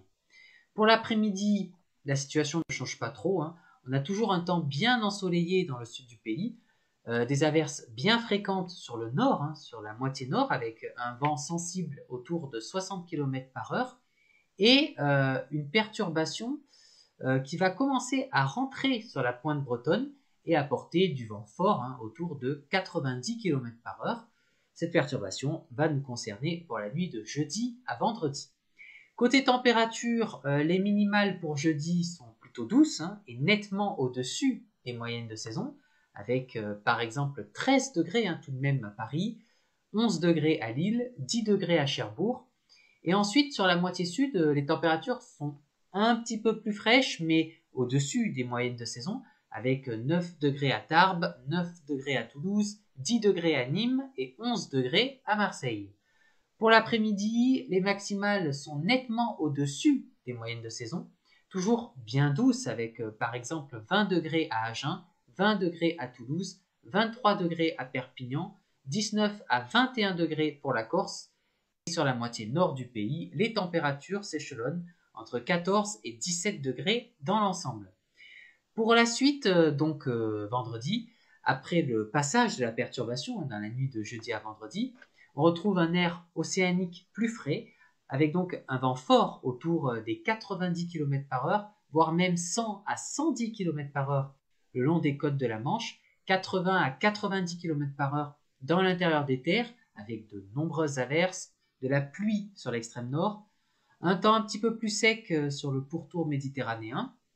Samedi, ensuite, on va retrouver toujours des averses assez fréquentes sur le pays, localement orageuses, de la neige à assez basse altitude, autour de 1200 voire 1300 mètres, 1500 mètres sur les Pyrénées, un vent fort sur la Corse, et donc ces températures qui continuent de baisser, qui vont continuer de baisser aussi pour dimanche, avec toujours de la neige en moyenne montagne, un peu d'instabilité entre les Pyrénées et les frontières de l'Est, avant de retrouver pour la suite de la semaine, lundi, mardi et mercredi, un temps plus calme, plus ensoleillé, mais avec tout de même quelques averses sur le sud-est du pays et aussi sur les frontières de l'Est, par exemple, pour mercredi. Les températures vont avoir tendance à légèrement remonter pour le milieu de semaine prochaine, mais ça reste à vérifier. Bon voilà, c'était le résumé de ce qu'on a dit depuis le début de l'émission. Un petit mot, comme on le fait toujours pour l'éphéméride. Demain, nous serons le jeudi 30 mars 2023. Nous gagnerons 4 minutes d'ensoleillement. Le soleil se lèvera dans la capitale à 7h32 pour se coucher à 20h17. Et demain, n'oubliez pas de fêter Saint-Amédée. Voilà, c'était pour l'éphéméride et pour la météo. Voilà, pour le bulletin météo. Voilà. Parfait. Bon, en tout cas, on salue Sébastien Latour, voilà, qui nous a rejoint sur Oui. le salon de Salut. discussion, on va dire, de Facebook. Et voilà. Et c'est vrai que, voilà, pour revenir à ce qu'on disait tout à l'heure pour les amateurs et les professionnels dans la météo, voilà, comme dit Anthony Massaro, oui, il y a des amateurs qui sont très bons, avec de bonnes prévisions, et qui connaissent bien leur passion réellement, ça c'est vrai. je confirme, comme dit Cédric, du moins que ce soit des bonnes infos, c'est ça le principal, hein. Voilà. Et en tout cas, oui, alors j'en profite que Cédric qui est là pour nous dire que voilà, c'est lui qui a fait les cartes météo, je pense qu'il a dû les publier, j'ai pas eu le temps de vérifier, sur Alerte France, voilà, pour les cartes, pour le risque orageux de cette nuit et puis pour demain. Et voilà, de temps en temps, j'aide Cédric à faire le bulletin de la carte que l'on partage aussi de temps en temps sur la page Facebook de Radio Climat. Voilà. Bon ben voilà. Oui, Bon, en tout cas, oui, ben, en tout cas, je remercie aussi Samuel, qui nous remercie, on va dire, au nom de toute l'équipe hein, de Radio Climat, on vous remercie tous. Donc voilà, c'est vrai qu'il nous dit quel professionnalisme, belle prévision, bravo. Donc ben, voilà, ben, merci à vous parce que c'est vous qui nous donnez l'envie aussi de vous informer et d'autant plus quand la météo s'énerve un peu, comme on dit. Voilà. Voilà. Bon. Eh ben c'est très bien. Alors, du coup, alors je sais pas si tu avais prévu de parler de notre thème, hein, Jason, pour ce soir. non, à moins que tu aies peut-être une anecdote. Ben, l'anecdote, c'était. Alors, si je peux en donner une autre là. Bon, mais l'anecdote que j'ai trouvé intéressante, c'était celle que j'ai donnée tout à l'heure à Perpignan là, sur la procession, et le jour où il a plu. Donc, moi qui adore toutes ces traditions françaises et tout, c'est vrai que ça m'a plu. Et sinon, oui, alors c'est pour ça que je parlais, j'aime bien aussi tout ce qui est dicton, proverbe. Comme dit Anthony Massaro, il aime bien les proverbes de Bretagne surtout. Alors là, ça va nous faire rire, il nous dit Goéland qui gratte le gland, mauvais temps. Goéland qui se gratte. Allez, je vais être un petit peu vulgaire, mais c'est. Bon, voilà. Goéland qui se gratte le cul, il fera pas beau non plus. Voilà, bah oui, écoutez, on a le droit on n'a pas de censure hein, sur Radio Climat, donc c'est un peu libre antenne. Oui, alors sinon, ouais, sinon pour, bon, à la limite du raisonnable quand même, hein. Sinon pour, oui, pour une autre anecdote, voilà, c'est pour vous dire que là où je me trouve à Paris, avec tout ce qui se passe là en ce moment, là ça fait plus de 15 jours que je suis pas retourné physiquement sur mon lieu de travail. Ah oui, Donc en fait, j'ai l'impression de revivre un peu le confinement que j'ai vécu il y a 3 ans. Là. Enfin, qu'on a tous vécu d'ailleurs, hein, il y a 3 ans. Ça ouais. fait une drôle de sensation parce qu'entre tout ce qui se passe, les manifs, les grèves, voilà. Donc là, comme je fais un peu de télétravail aussi, je me réserve aussi quelques jours de congé. Et donc, ça va pas s'arranger. Hein. Il est prévu jusqu'à la mi-avril, au moins, que je ne retourne pas au travail. Sachant qu'en plus, au travail, il n'y a pas énormément de travail en ce moment, là, IGN. Donc, voilà, c'est pour ça que ça me rappelle des souvenirs d'il y a 3 ans en arrière. Donc, c'est bizarre. La seule différence, c'est que je porte pas de masque. Voilà, ça, en même temps, en même temps, quand on est chez soi, ça va. Hein. Et non, mais je parle de ça parce que j'ai une collègue de travail, donc raison de plus pour pas m'y rendre physiquement. Bah là, elle est sur le point de guérir, mais là, il y a quelques jours, elle a été testée positive au Covid. Hein. Donc le Covid, ça existe encore. Elle avait jamais eu le Covid hein, depuis le début, depuis 3 ans, et elle s'est fait vacciner et tout. Et là, ben là, elle a le Covid, voilà. Mais je pense que de toute façon, tôt ou tard, même ceux qui l'ont pas eu, tout le monde l'aura. Hein, de toute façon. Mais bon, Mais justement, elle avait des symptômes? ouais, quelques jours, elle était un peu fatiguée, mais comme une grippe classique, quoi. Il Et faut faire les tests encore pour savoir. oui, voilà, c'est ça. Et c'est pour ça qu'elle devait revenir lundi sur le travail. Et finalement, son confinement, il a été prolongé à mercredi. Donc voilà. Donc je crois qu'elle a dû revenir aujourd'hui au travail, mais bon, voilà, aujourd'hui ou peut-être demain, je sais pas. Mais enfin, en tout cas, voilà, ça a duré une bonne semaine, hein, comme c'est le cas souvent quand on a le Covid. Alors déjà que moi, 2022, j'ai eu le Covid en juillet, en pleine canicule, que j'ai eu là une bonne crève à Noël. Je me suis dit, j'ai pas envie d'être malade à nouveau là. Pas besoin de ça quoi. Donc Oui, ça suffit. ouais ouais voilà, hein, donc c'est bon. Donc voilà, j'ai immunisé là, donc ça va. Mais bon, c'est sûr que bon après ouais comme dit Samuel, bon à Paris ça dépend des quartiers.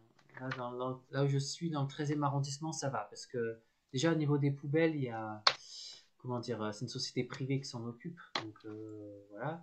Mais bon c'est le fait que voilà comme on a le droit à des jours de c'est surtout par rapport à la grève des transports tout ça quoi. Donc c'est embêtant. Donc si on peut faire le télétravail, autant rester chez soi, quoi. Donc voilà, moi ça m'arrange en tout cas. Donc bon. Comme dit Anthony Massaro, là, lui aussi, il aime bien le télétravail. Ça permet d'aller dans l'Aude, voilà, tout en travaillant dans la résidence secondaire de ses parents. Ouais, ouais, non, mais ça c'est bien, hein. Et bon, puis après, il est prévu que j'aille justement chez mes parents là au mois de mai, au mois de juin aussi. Donc là, ce sera des vraies vacances pour le coup. Mais bon, voilà, ça, de temps en temps, ça fait du bien un peu de se reposer. Et puis surtout que bon, là, je disais, j'ai moins de travail parce que là, il y a encore quelques semaines, je me suis donné à fond pour, parce que je travaille aussi pour les parcelles des agriculteurs, là, pour les déclarations là, des aides de l'Europe. Donc là, maintenant, les agriculteurs, il y avait une date limite, là, bah, c'est bientôt, là, au 31 mars. Donc on a pu finir un peu en avance. Du coup, les agriculteurs pourront faire leur déclaration et vérifier si ce qu'on a déclaré c'est bon ou pas. Parce que heureusement d'ailleurs, c'est l'agriculteur qui a le dernier mot. Parce que nous, on peut Ouais. faire, c'est comme la météo, on peut faire des bêtises, hein. Le travail n'est pas fiable à 100%. Donc Mm. voilà, heureusement qu'il y a l'agriculteur qui peut contester ce qu'on a déclaré. Même si après, il s'engage dans des procédures, mais bon, ça après, c'est le problème de l'administration française aussi, hein. Et européenne pour le coup. Voilà. Mm. Donc, ouais. Bon, donc, du coup, voilà, comme je sors beaucoup moins, j'ai moins d'anecdotes à vous raconter, quoi. C'est ça, quoi. Et jusqu'au jour où, Ouais, voilà, jusqu'au jour. Enfin, parce que non, mais tout ça pour dire tout, que bon, c'est moins angoissant qu'il y a 3 ans quand même, hein. C'est-à-dire que, voilà, moi ce matin, je suis sorti faire un tour, j'ai fait mes courses alimentaires, voilà, quoi, j'ai rencontré des gens. Voilà, bon, voilà, c'est pas un vrai confinement, quoi, hein. Mais bon, mais c'est que ça faisait longtemps que ça m'était pas arrivé, voilà, c'est pour ça que, voilà. ouais, Bon, bah en tout cas, et puis oui, oui, puis comme dit Samuel, la prime sécheresse, bah ça va dépendre de l'État, hein. C'est sûr que mais là, j'ai entendu dire, et ça c'est terrible pour les commerçants, là, parce que les commerçants, avec tout ce qui se passe, ils espèrent une nouvelle aide du gouvernement. Mais là, apparemment, d'après Bruno Le Maire, la ministre de l'économie, il n'y a aucune aide de prévue. Donc, en tout cas, dans les prochains jours, les prochaines semaines. Donc, c'est pas étonnant. oui, oui, parce que bon, c'est vrai que la France était habituée depuis des années à ce qu'on fasse des chèques, tout ça. Mais là, le problème, c'est que le gouvernement, bon, comme tu dis, c'est pas étonnant parce que avec la dette qu'on a, voilà. Mais en même temps, il y a des petites entreprises qui crèvent la dalle, quoi. Enfin, qui ferment les unes après les autres, hein, les commerces et tout. Enfin, c'est terrible, hein. Et puis l'inflation, elle continue. Elle va continuer jusqu'au mois de juin au moins. Et quand je dis qu'elle continue, ça veut dire que là, de semaine en semaine qu'on va faire nos courses, on trouve les produits alimentaires de base de plus en plus chers. C'est-à-dire qu'au mois d'avril, on va les trouver encore plus chers. Au mois de mai, encore plus cher. Au mois de juin, encore plus cher. Enfin, c'est-à-dire, c'est un truc de fou, quoi. Au bout d'un moment, on se dit, mais c'est quand que ça va s'arrêter, quoi. Enfin, Ouais, c'est ça qui est terrible, quoi. Franchement. Enfin bon. Bon, en tout cas, il y a une petite solution à ça. C'est de faire ce qu'on appelle, et voilà, ça va être la dernière anecdote du soir, c'est faire ce qu'on appelle un jeûne intermittent. Là, par exemple, ce soir, j'ai pas mangé. Et on peut ne pas manger pendant même presque une journée. Voilà. Et après, se réserver un petit moment de la journée pour manger, mais normalement, pas trop. Mais je peux vous dire que ça fait du bien au corps. On fait des économies avec l'inflation. Et il y a pas mal de choses positives. Et vu qu'en plus je sors moins, je me dépense moins. Et du coup, vu que je sors moins, parce que le sport c'est important quand même, hein. Parce que c'est ça le risque du confinement. C'est qu'on a tendance à bouffer, quoi. À manger des cochonneries. Et c'est là qu'on prend du poids. C'est pas bon. Donc là, je me dis, à défaut de rester chez moi, bah, autant moins manger. Comme ça, au moins. Ce que j'avais fait d'ailleurs au confinement il y a 3 ans. Et ça m'avait bien réussi. Donc voilà. Donc une petite idée. Voilà, ça marche bien. En tout cas, voilà, comme dit Sébastien, le gouvernement ne pense pas aux gens, mais seulement à ses propres intérêts. Ah bah oui, ça. Et ouais, puis comme dit Anthony, ça tombe bien, le ramadan a commencé. Bah oui, oui, il y a le ramadan, le carême, voilà, c'est la bonne saison, quoi, pour moi. Voilà, c'est ça. Et Alors, on va retrouver. oui. Ouais, vas-y, fini. Non, enfin, non, tout ça pour dire qu'Anthony nous dit qu'il n'a pas à se plaindre. Lui, il est chez une marque auto à Hanau, sans citer le nom. Donc, voilà. Ouais, c'est ça. Le métier de commercial automobile, c'est cool, mais c'est chargé. Après, on gagne bien sa vie aussi. C'est ça qu'on dit qu'il n'y a pas à se plaindre. Non, non, mais voilà. Moi non plus, hein, je n'ai pas à me plaindre. Hein, je veux dire, en tant que fonctionnaire, voilà, je veux dire, je sais qu'il y a des gens qui souffrent hein, de cette crise et j'en ai conscience. Hein. J'en ai conscience, bien évidemment. Alors, oui. On va, on va terminer l'émission. Je vais faire on va dire un petit résumé général de tout ce qu'on a dit, Voilà. pour ceux qui nous rejoignent, notamment Sébastien. Voilà. Mais je vais aussi revenir sur quelque chose qu'on n'a pas évoqué. Ah, Euh, et donc, on va vite revenir sur du sérieux. ouais. C'est la chaîne Météo 1 qui donne l'alerte. Donc, il faut savoir qu'on s'attend pour la fin de semaine aux États-Unis à une situation assez alarmante Ah, en ce qui concerne le risque de tornade. oh là là. Ouais. On parle même peut-être d'un des pires outbreaks de tornade depuis 10 ans. Ouh. Ah ouais. Les Donc, trucs sont c'est vraiment du très, frais il y a quelques jours là. oui, c'est très sérieux, surtout que déjà vendredi dernier, une tornade EF4 a détruit en partie la ville de Rolling Fork dans le Mississippi, Ah, les dégâts, ils étaient euh, avec une, impressionnants. Ah ouais. avec une largeur exceptionnelle de 1,2 km Oh, et qui a ensuite parcouru 94 km en 1 heure 10 minutes, avec des vents à plus de 270 km/h détruisant tout sur son passage et avec 25 personnes tuées voilà. au passage. Alors c'est ça qui était. Et en plus, je crois que c'était une zone qui est peu habituée aux tornades, je crois, hein, où ça s'est passé. Hein. Oui, Et ce qui fait que les gens, je me demande s'ils avaient. Je crois pas qu'ils avaient des abris anti-tornade. Hein, je suis même pas sûr. ouais. Donc ils ont été Et surpris donc, et c'est terrible. Hein. Ah ouais, franchement.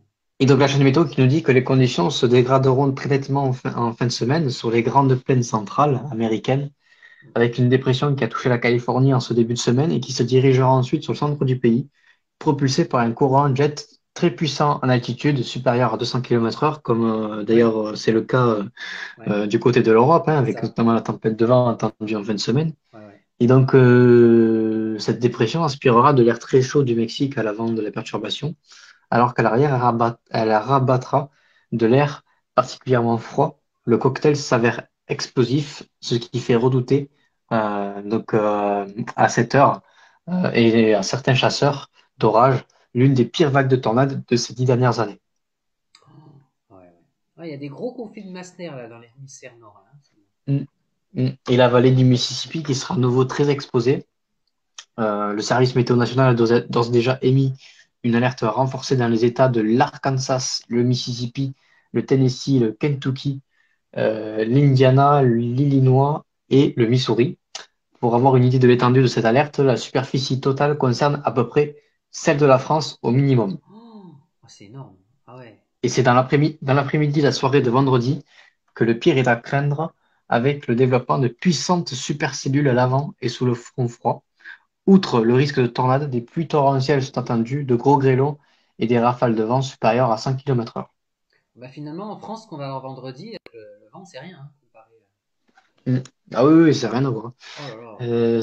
Cette dépression donc, devrait causer des dégâts majeurs à son passage à l'arrière de l'air froid euh, donc, provoquera une tempête de neige tardive du sud de Wisconsin, du Wisconsin, pardon, au nord du Minnesota et du Michigan.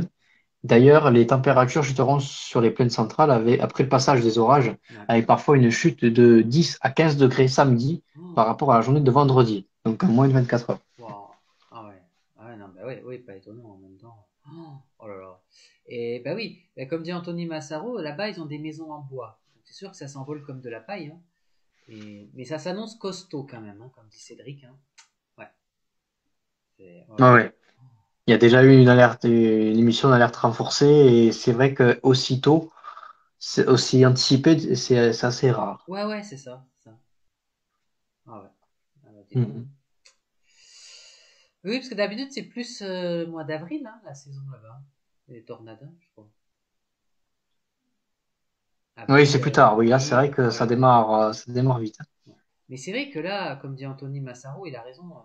Et on le voit d'autant plus ces derniers temps, mais c'est que les USA, c'est quand même un pays à catastrophe naturelle. Entre les cyclones, les tornades, les séismes, c'est un pays particulier à vivre. Et puis en plus, qui dit États-Unis dit chaque État et n'a pas le même, même s'il y a un président des États-Unis, mais chaque État est gouverné par différents gouverneurs et les lois sont pas les mêmes et le climat n'est pas le même. Donc, voilà, c'est ça. Hein. Sur le côté est, sur la côte ouest, ou alors à l'intérieur des terres, au nord, près du Canada, ou au sud, près du Mexique. Enfin, voilà, on a un peu tous les climats. Hein, voilà, ah ouais. Ah bah merci hein, pour cette information qui était importante. Hein. T'as bien fait de la donner parce que Mhm. voilà, on a Ah ouais. juste à espérer qu'il y ait voilà, moins de dégâts et de victimes surtout possible. Surtout ça. Hein. Et ouais, donc, il faudra surveiller de près, effectivement, cette situation. Mhm.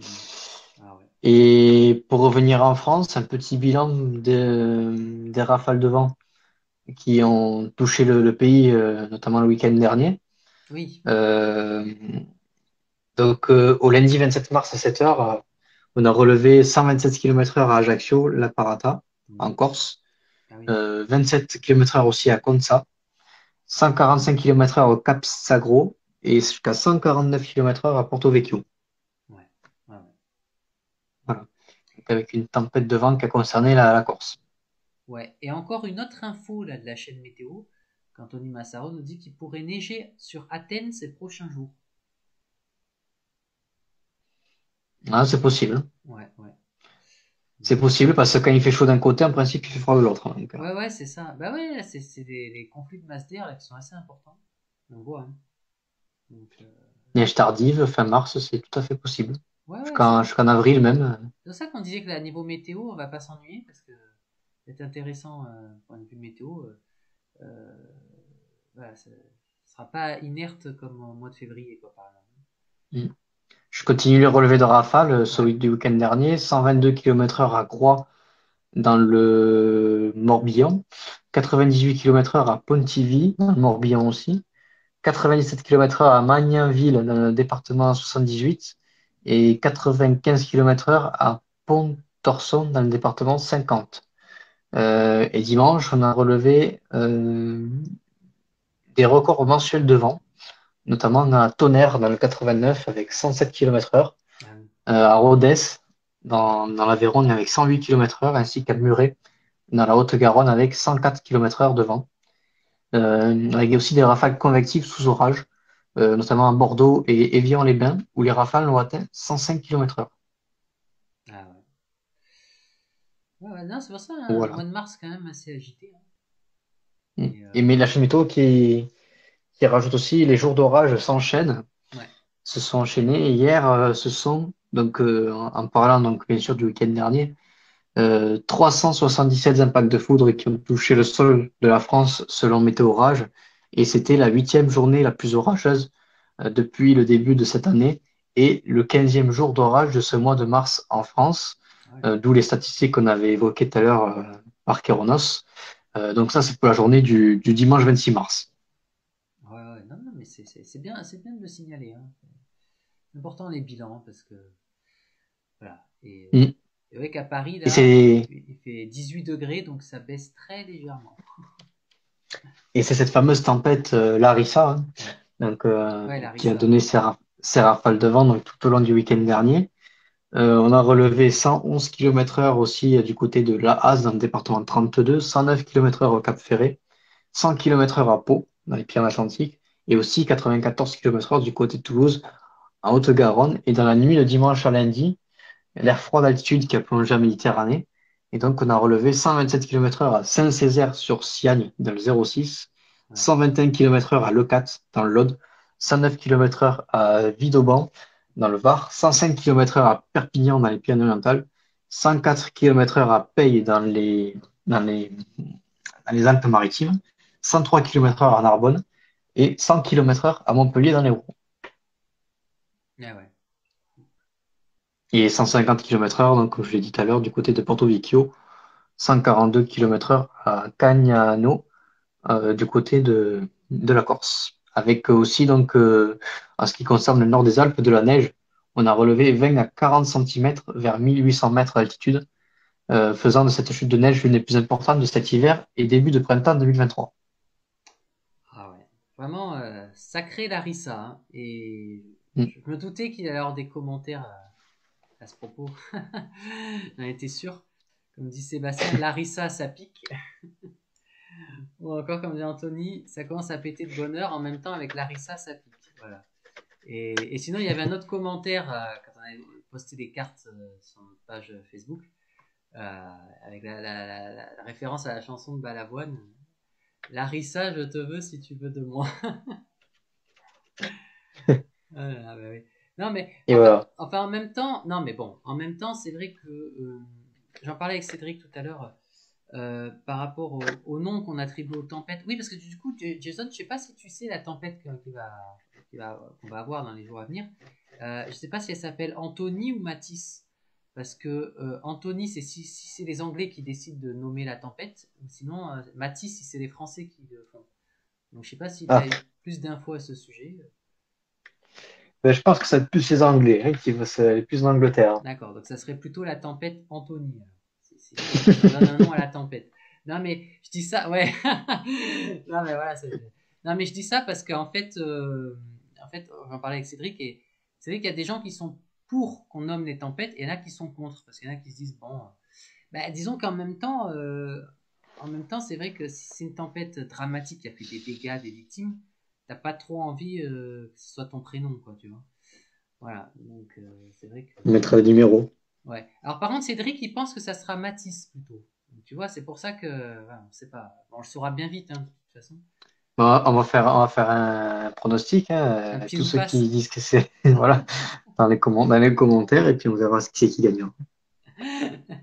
Non, mais en plus, comme il y a deux auditeurs, Anthony, qui nous écoutent. Donc voilà. Mais bon, donc je sais pas ce qui est mieux finalement. Mais alors sinon, ouais, On alors, verra qui c'est justement, qui aura Anthony. raison. Ouais, bon, voilà. Mais Anthony, Anthony Massaro nous dit qu'il connaît bien la vallée de la Siagne, c'est hyper beau, mais ça dépote au niveau du vent. Ouais. Donc, voilà, c'est vrai que tu faisais Et bien pour de la le dire. neige, le week-end dernier, c'était donc entre les Savoies, l'Isère et les Hautes-Alpes. Ah ouais, d'accord. Bon, en tout cas, et Anthony nous dit que petit, on l'appelait la tornade, alors attention. Et ouais, ouais, mais ça. Bon, ben ouais, voilà. Ben, en tout cas, non mais bon, c'est vrai qu'il faut bien rire un peu quand même.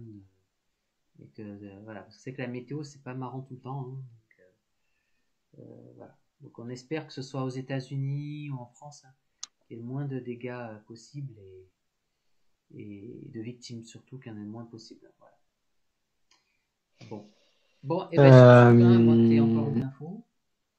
oui, oui, je finis de faire le tour là pour Ah oui, voilà, ouais, finir. ouais. Ça m'a fait le tour. Euh, je reconnais un peu ce qu'il raconte sur la chaîne météo.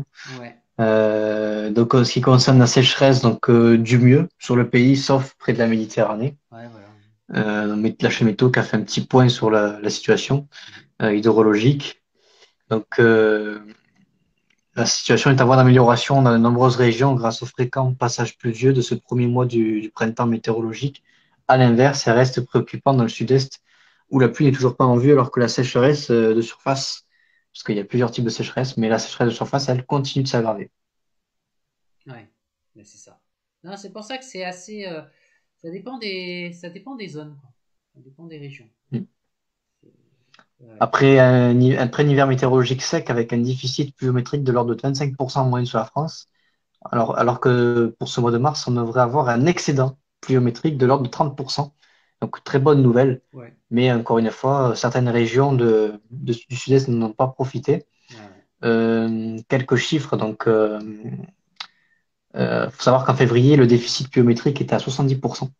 Et les précipitations donc, ont fait leur retour au mois de mars grâce au flux océanique. Et les régions les plus arrosées ont été la Bretagne, les Pays de la Loire, la région Poitou-Charentes ainsi que les Alpes. Donc, euh, alors, attendez, parce que là, j'ai un truc là, qui me cache tout. Tac, tac, tac. Il est tombé. Donc, au niveau de la Bretagne, les Pays de la Loire, la région Poitou-Charentes, les Alpes, jusqu'à 177 millimètres de pluie à Bourg-Saint-Maurice en Savoie, soit plus 167% Mm. de, d'excédent pluviométrique. si bien que ce mois de mars 2023 arrive en quatrième position des mois de mars les plus arrosés depuis 50 ans. Ah, comme À quoi. Brest, à Brest et à Cognac, dans la Charente, dans les Charentes, on enregistre le double de la pluviométrie mensuelle moyenne d'un mois de mars. Ah, c'est vrai que là, au mois de mars, il y a eu pas mal de cours d'eau qui ont été en crue, hein. Euh, c'est vrai, hein. Bon, c'était pas des crues importantes, mais quand même. Donc on voit bien que quand même, voilà. Donc, oui, pour cet été, c'est bon signe. Ça veut dire que, voilà, ça profite surtout à la végétation, mais il y a quand même un peu d'eau qui s'infiltre, hein, dans les nappes phréatiques. Et donc, si on a un printemps qui continue à être plutôt instable, bah, c'est quand même plutôt une bonne nouvelle quand même, hein. Ce sont des pluies bénéfiques. Voilà. Donc, Oui, les améliorations pluvieuses. voilà, c'est ça, tout à fait. Mais bon, alors après, il y a l'exception, comme tu dis, là, dans le Roussillon notamment. Bon, après, dans cette zone-là, c'est pas inédit non plus ce qui se passe, mais c'est quand même inquiétant pour les agriculteurs, Mm. voilà, pour la vie des gens qui vivent là-bas en région, parce que manquer d'eau, l'eau c'est la vie, hein. Donc après, voilà. Mais bon, c'est vrai qu'Anthony nous dit que Clermont-Ferrand a reçu 36 millimètres en ce mois de mars, mais voilà, ça représente que 50 millimètres depuis le 1er janvier. Il va falloir qu'il pleuve encore beaucoup. Oui, oui, ben c'est sûr. Mais c'est pas dit. C'est vrai qu'en termes de pluviométrie, même Météo France, ils ont dit qu'il y a autant de chances pour qu'on ait un printemps pluvieux, sec ou normal, hein. Donc voilà, on peut d'ici la fin, on fera le bilan à la fin du printemps, mais faut pas désespérer, hein, voilà. C'est pas ce qui peut arriver. Et donc, sur le reste du pays, l'excédent pluviométrique varie de 20 à 60% Mm. en mars, alors que les régions méditerranéennes ont, elles, été très peu arrosées. Si Perpignan a bénéficié d'un épisode pluvieux assez actif à la mi-mars, avec un cumul mensuel de 40 millimètres en un jour, hein, au lieu des 52 millimètres Oui, voilà, hein, habituels c'est. Ouais. sur le mois, la région PACA reste au sec avec seulement 1,4 millimètres à Nice au lieu de 51 millimètres habituellement et 5,8 millimètres à Marseille au lieu de 30 millimètres habituellement. Ah ouais, parce qu'il n'y a pas eu de procession là-bas. Donc voilà. C'est vrai que. Mm. Non, mais bon, voilà. Et dire que l'Auvergne, comme dit Anthony, c'est le château d'eau de la France, c'est plus trop le cas, malheureusement. Ouais. Le climat change. Ouais. Et alors qu'on ne parle plus de sécheresse de surface sur 85% du territoire, les départements bordant la Méditerranée voient la sécheresse s'aggraver au fil des semaines. Les sols sont particulièrement secs sur la région PACA et les plaines du Languedoc-Roussillon. En Corse, la situation est moins critique, même si la tendance est à l'assèchement assez rapide de la couche superficielle du sol, notamment en raison des épisodes de vent fort. Alors après, les prévisions de cumul de pluie pour cette semaine du 27 mars au 2 avril ne sont toujours pas optimistes concernant les régions méditerranéennes, car ces dernières resteront à l'écart des perturbations qui circuleront sur une grande partie du pays à partir de jeudi. Et on voit qu'aussi que les régions près de la Manche, celles situées du Grand Est aux Alpes, profiteront plus de précipitations qui viendront s'ajouter à celles tombées récemment déjà. Et elles continueront ainsi de recharger les nappes phréatiques, en revanche, si elles ne tombent pas de façon trop brutale, bien sûr. Ce ne sera pas le cas du sud-ouest aux vallées d'Auvergne, où les pluies seront trop faibles pour être utiles. C'est une nouvelle fois le nord des Alpes qui sera privilégié avec 40 à 60 millimètres attendus d'ici dimanche. Et pour terminer, des nappes phréatiques qui se rechargent, mais pas suffisamment, car les pluies tombées depuis quelques semaines sont encore insuffisantes pour espérer une vraie amélioration sur le plan des ressources en eau souterraine. Au 27 mars, encore 78% des nappes phréatiques ont un niveau déficitaire par rapport à ce que l'on peut observer à cette époque de l'année. On note quand même quelques régions où l'amélioration est sensible, notamment la Bretagne et le centre-ouest du pays, Ouais. là où les précipitations ont été abondantes ces dernières semaines. Ouais, ouais. Non, c'est vrai que pour ces régions-là, c'est une bonne nouvelle, hein, quand même. Donc, ouais, ouais. Donc, vous voyez, hein, comme quoi, tout n'est pas perdu. C'est voilà. Non, mais c'est bien. T'as eu raison de le signaler. C'est très bien. Donc, on a la fin du mois de mars. Voilà. Ouais. Ben voilà. Alors, juste pour finir. Ouais. Et ouais, je finis juste ce que dit la chaîne météo. Ah oui, d'accord. Sur de nombreuses régions, la situation reste très préoccupante à quelques semaines de la fin de la période habituelle de recharge des nappes, Bah oui, oui. mi-avril. Si les pluies annoncées devraient permettre de refaire monter le niveau de certaines nappes phréatiques, les précipitations ne permettront pas de combler complètement le déficit accumulé depuis de nombreux mois. Oui, c'est sûr. La situation est d'ores et déjà très préoccupante pour les régions méditerranéennes qui combinent une ressource en eau déficitaire, un climat très chaud et sec en été, Mm. et des besoins en eau importants liés à la saison estivale très touristique. Et d'ailleurs, une petite aparté, il y a déjà des départs de feu qui démarrent près de la Méditerranée. Ah oui. Donc ça aussi, c'est un facteur aggravant. Et les prévisions saisonnières sont assez mitigées pour les prochains mois. Le mois d'avril et mai pourrait connaître des précipitations orageuses, en particulier sur le sud de la France, avec des températures supérieures de 1 degré à normal de saison. Mais la fiabilité concernant ces précipitations reste encore limitée car elles pourraient rester très hétérogènes. Et surtout, si elles tombent, elles pourraient tomber assez rapidement, donc pas forcément de manière très efficace. Et les restrictions d'eau risquent d'être bien importantes l'été prochain, avec une situation, pour terminer, qui est encore dégradée par rapport à l'année dernière. Ah ouais. Ah ouais, c'est sûr. Et d'ailleurs, le Gard est même passé, d'après Anthony Massaro, là, en vigilance sécheresse, hein. Donc, ouais, c'est dire. Et alors, tu parlais de feux de forêt. Alors, en plus, je sais que toi, tu t'y connais là-dedans. Ça permet aussi de vous donner une info importante et aussi pour les auditeurs qui nous écoutent. Cédric, là, qui fait des cartes d'alerte météo pour la radio climat, a entre guillemets signé, on va dire, un partenariat avec un responsable d'une association de feux de forêt là, dans les Alpes-Maritimes qui s'appelle Florian. Et du coup ça va nous inciter, nous aussi, alors pas tous les jours, hein, mais de temps en temps à faire des cartes pour la France entière de risques de feux de forêt. Donc, en plus des cartes d'alerte qu'on fait pour certains phénomènes.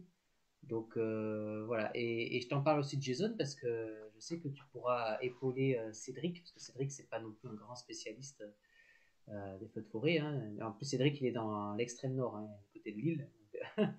Voilà. Mais voilà, c'est pour ça que oui, c'était pour donner cette information. Là, c'est une bonne nouvelle pour nous, et pour vous aussi, les auditeurs. Ça permettra d'avoir aussi une petite idée. Alors, bien sûr, ça sera pas. C'est juste une carte de risque, hein.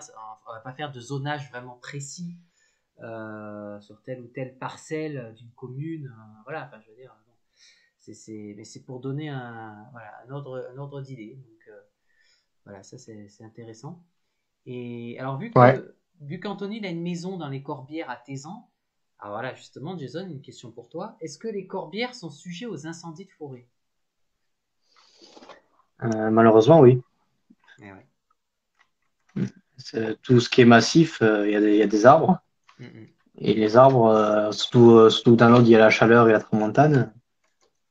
Oui, c'est très exposé.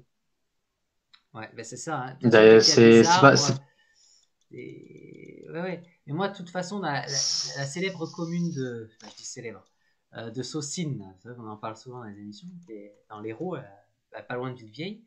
En fait, je vais vous dire que bientôt, je vais être propriétaire de 2 bois, voilà, dans la commune.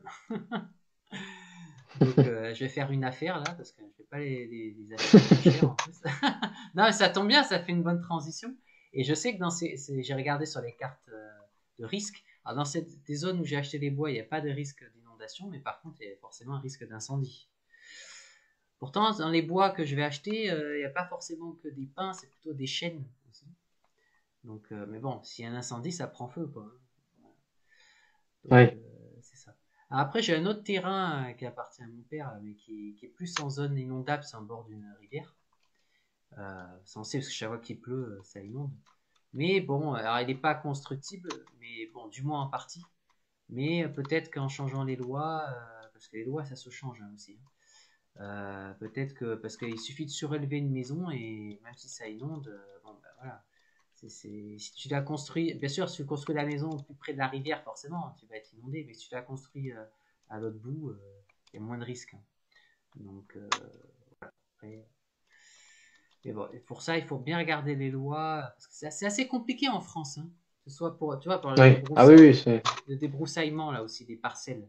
Il y a un rayon, je crois, de 50 ou 100 mètres, je sais plus, entre chaque ouais. parcelle. Ah bon, mais après, tu as des autres lois qui contredisent les principales lois.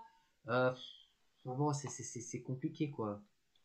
Donc, bon, il faut bien se renseigner. C'est pour ça que je disais qu'en France, normalement, on ne peut pas t'interdire, si tu veux construire dans une zone inondable, même si elle est inondable, on ne peut pas t'interdire. Et par contre, il faut que tu aies l'autorisation quand même de la mairie pour que ça puisse passer en zone inondable.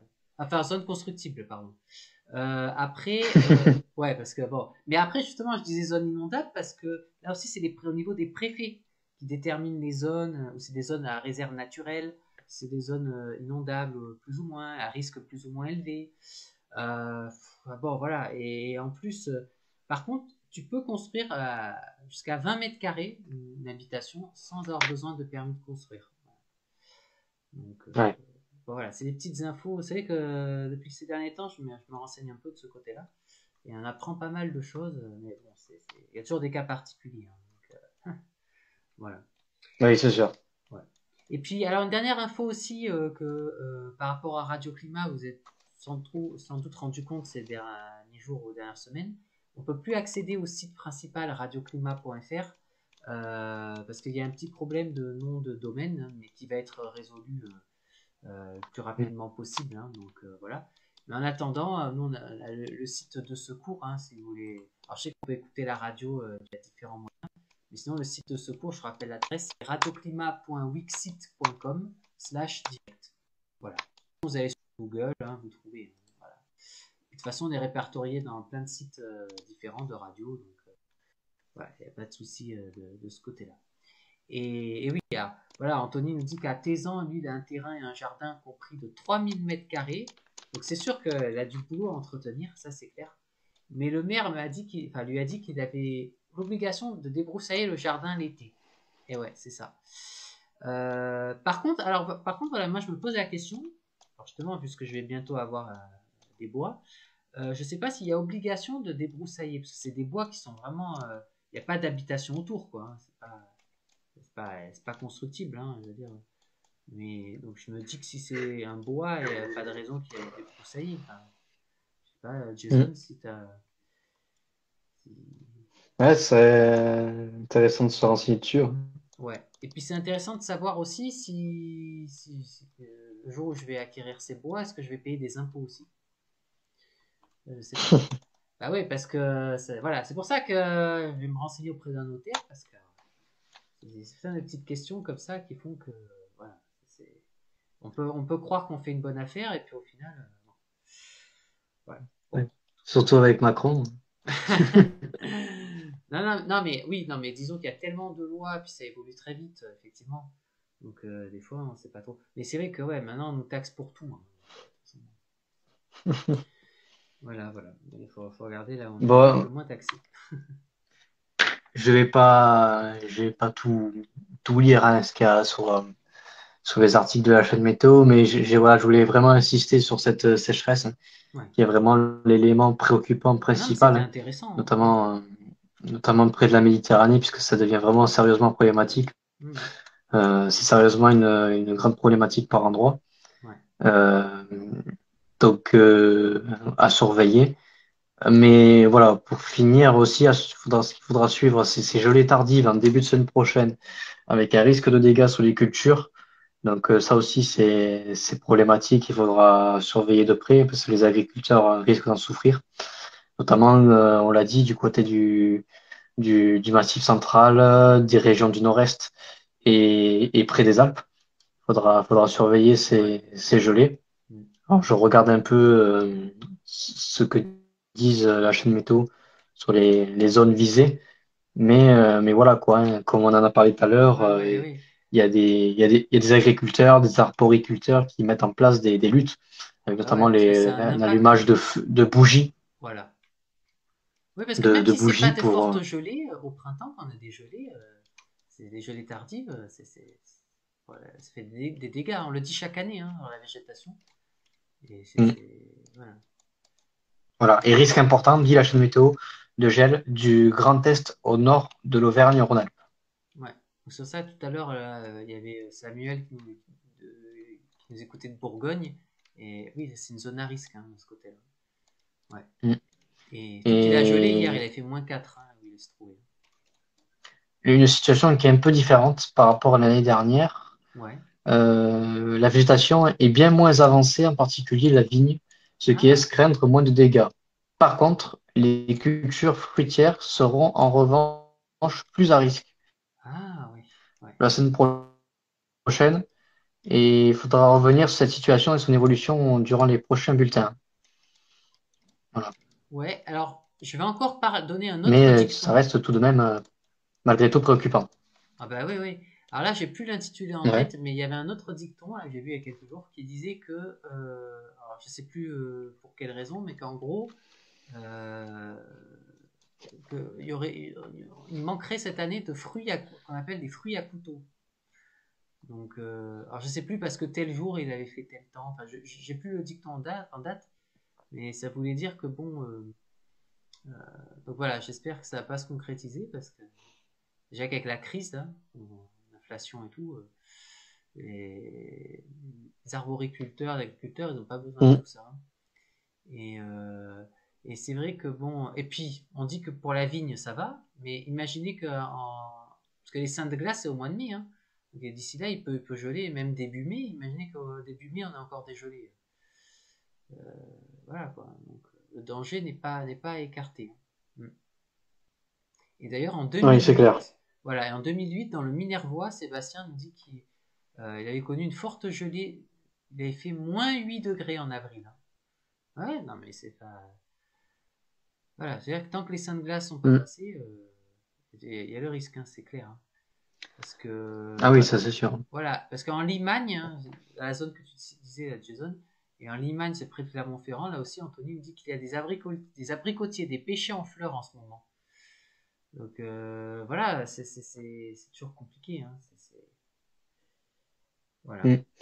Alors Et, autant au niveau des vignes, ouais, ça risque moins par rapport à l'année dernière, autant au niveau des fruits, de tout ce qui est arbres fruitiers, là par contre ce sera beaucoup plus sensible et il faudra surveiller de près.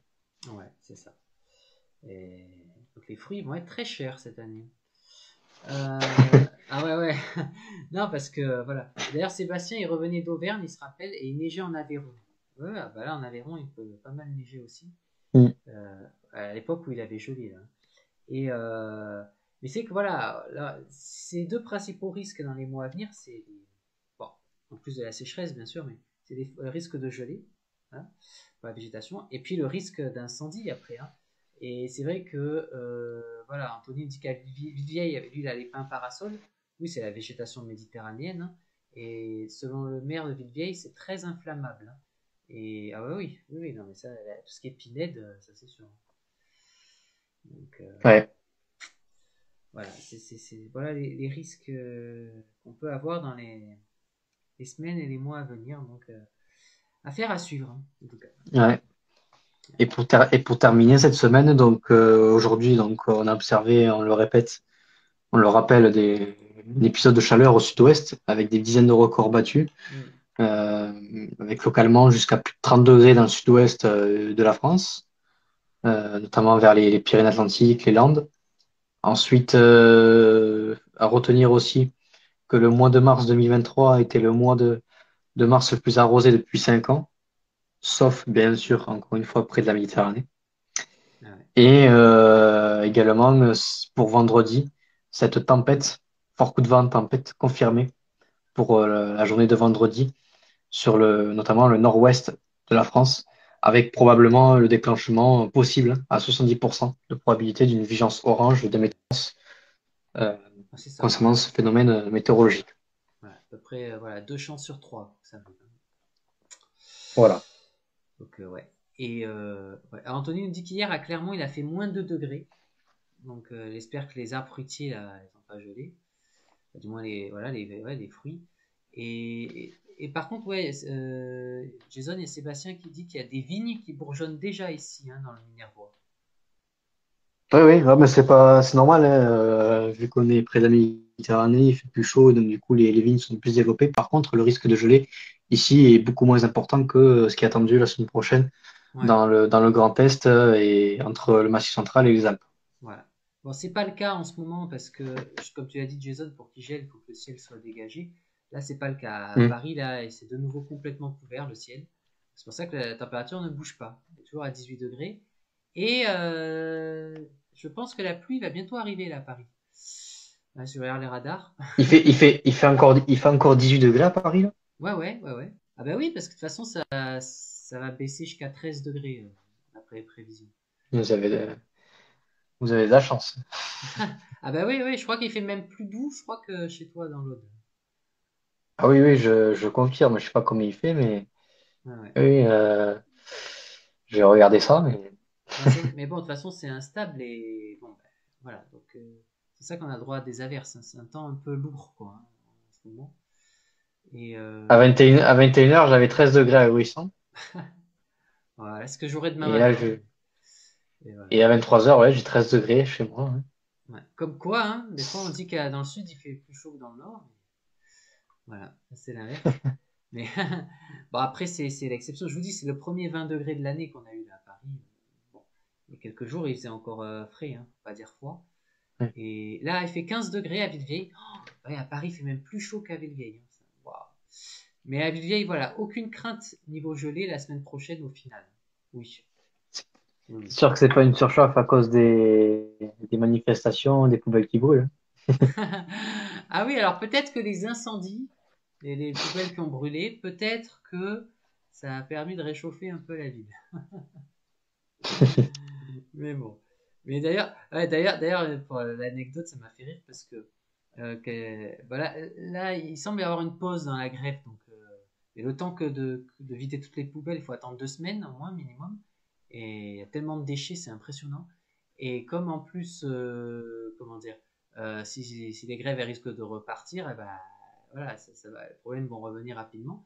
Mais ce qu'il y a, c'est que ça m'a fait rire parce qu'à la télé, ils avaient dit il y a quelques jours, parce que c'était un peu comme pour le virus du Covid, tous les jours, il y avait un bilan du poids du nombre voilà, le poids de déchets à Paris, tu vois, jour après jour. Et là, ils avaient dit, ah ben, je sais plus, le lendemain qu'il y avait eu le grand bordel là, à Paris, ils avaient dit, ah, le nombre de déchets a diminué un petit peu. Je dis, ah ben, c'est sûr, avec les incendies qu'il y a eu, c'est normal, ça a brûlé un peu. Mais c'est pas parce qu'il y a eu les éboueurs qui sont passés, hein. Non, mais voilà quoi, enfin, c'est terrible. Enfin bon. Ouais, Et par contre, alors c'est voilà. marrant parce que plus on remonte vers le nord, plus il fait chaud. Là, donc 15 degrés à Villevieille. Là, Clermont-Ferrand, chez la mère d'Anthony, il fait 17 degrés. Et là, voilà. Et là, encore plus au nord, à Paris, 18 degrés. Voilà. C'est assez rare pour le signaler. Bon. Ouais, Bon. Et tout à ben, fait. alors, est-ce qu'il y a encore d'autres infos de la chaîne météo? Ou sinon, Non, j'ai fait le tour, hein. voilà. Non, mais On c'est déjà pourrait encore bien. y rester, hein, mais j'ai plein de choses à dire, mais bon, on va pas non plus Oui, passer la oui, non, nuit. mais voilà. Non, mais en tout cas, on a dit le principal et ce qui se passe en France et puis aussi aux États-Unis, hein, ce qui va arriver. Donc, Merci à Régis pour les articles. ouais, voilà, entre autres. Bah oui, c'est ça. Voilà, donc, bah oui, non, mais c'est bien de citer les sources. Bon, et ben sur ce, hein, et ben, je vous souhaite une bonne fin de soirée. Voilà, Oui, voilà. très bonne Et soirée.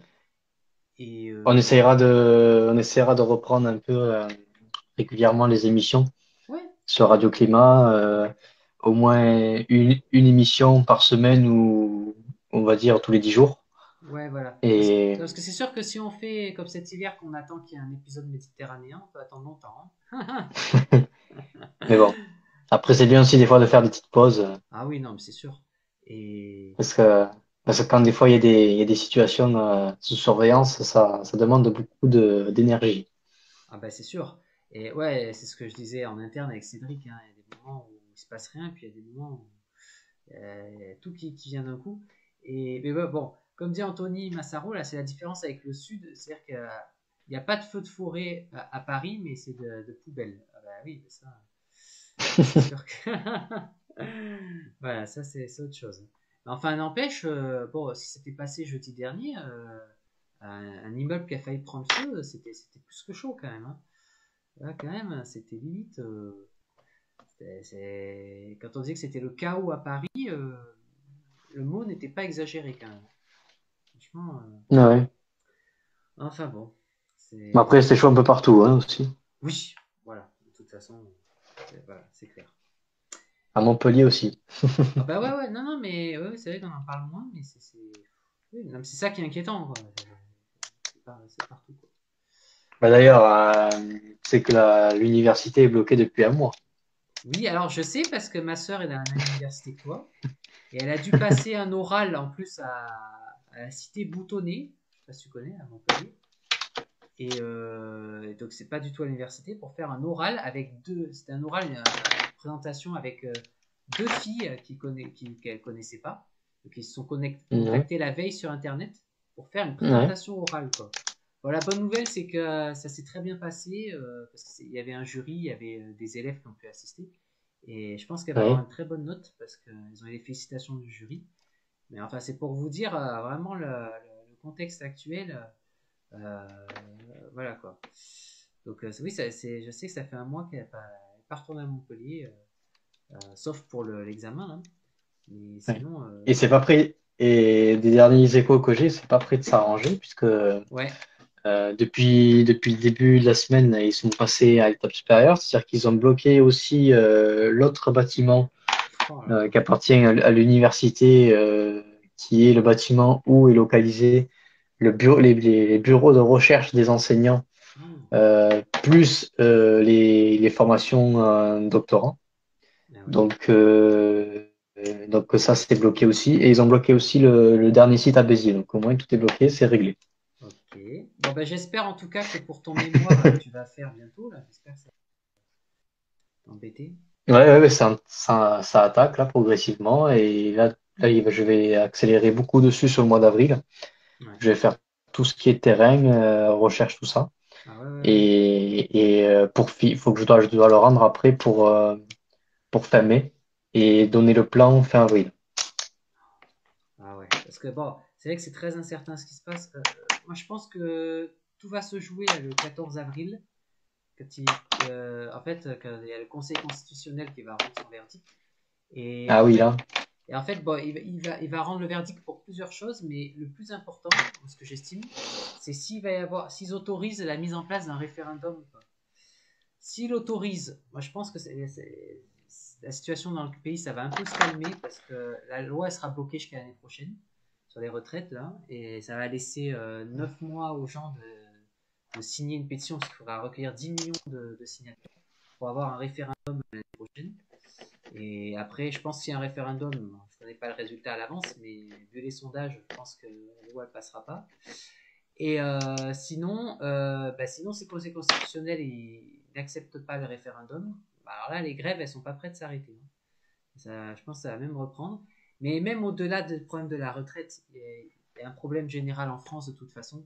Donc même s'il y a un Oui. référendum, je pense que comme il y a eu les gilets jaunes, ça s'est jamais vraiment arrêté. Hein.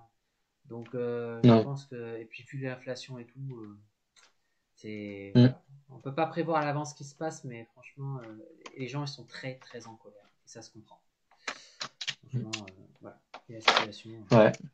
Et après, ben, de mon côté, on verra si le 11 ou le 12 juin, enfin, après le 10 juin, quand je dois passer l'oral, Ouais. la soutenance du mémoire, si je peux le faire en présentiel ou à distanciel. Bah non, non, mais c'est ça. Non, mais c'est une question qu'on se pose parce qu'on n'a aucune idée de savoir quoi. Enfin,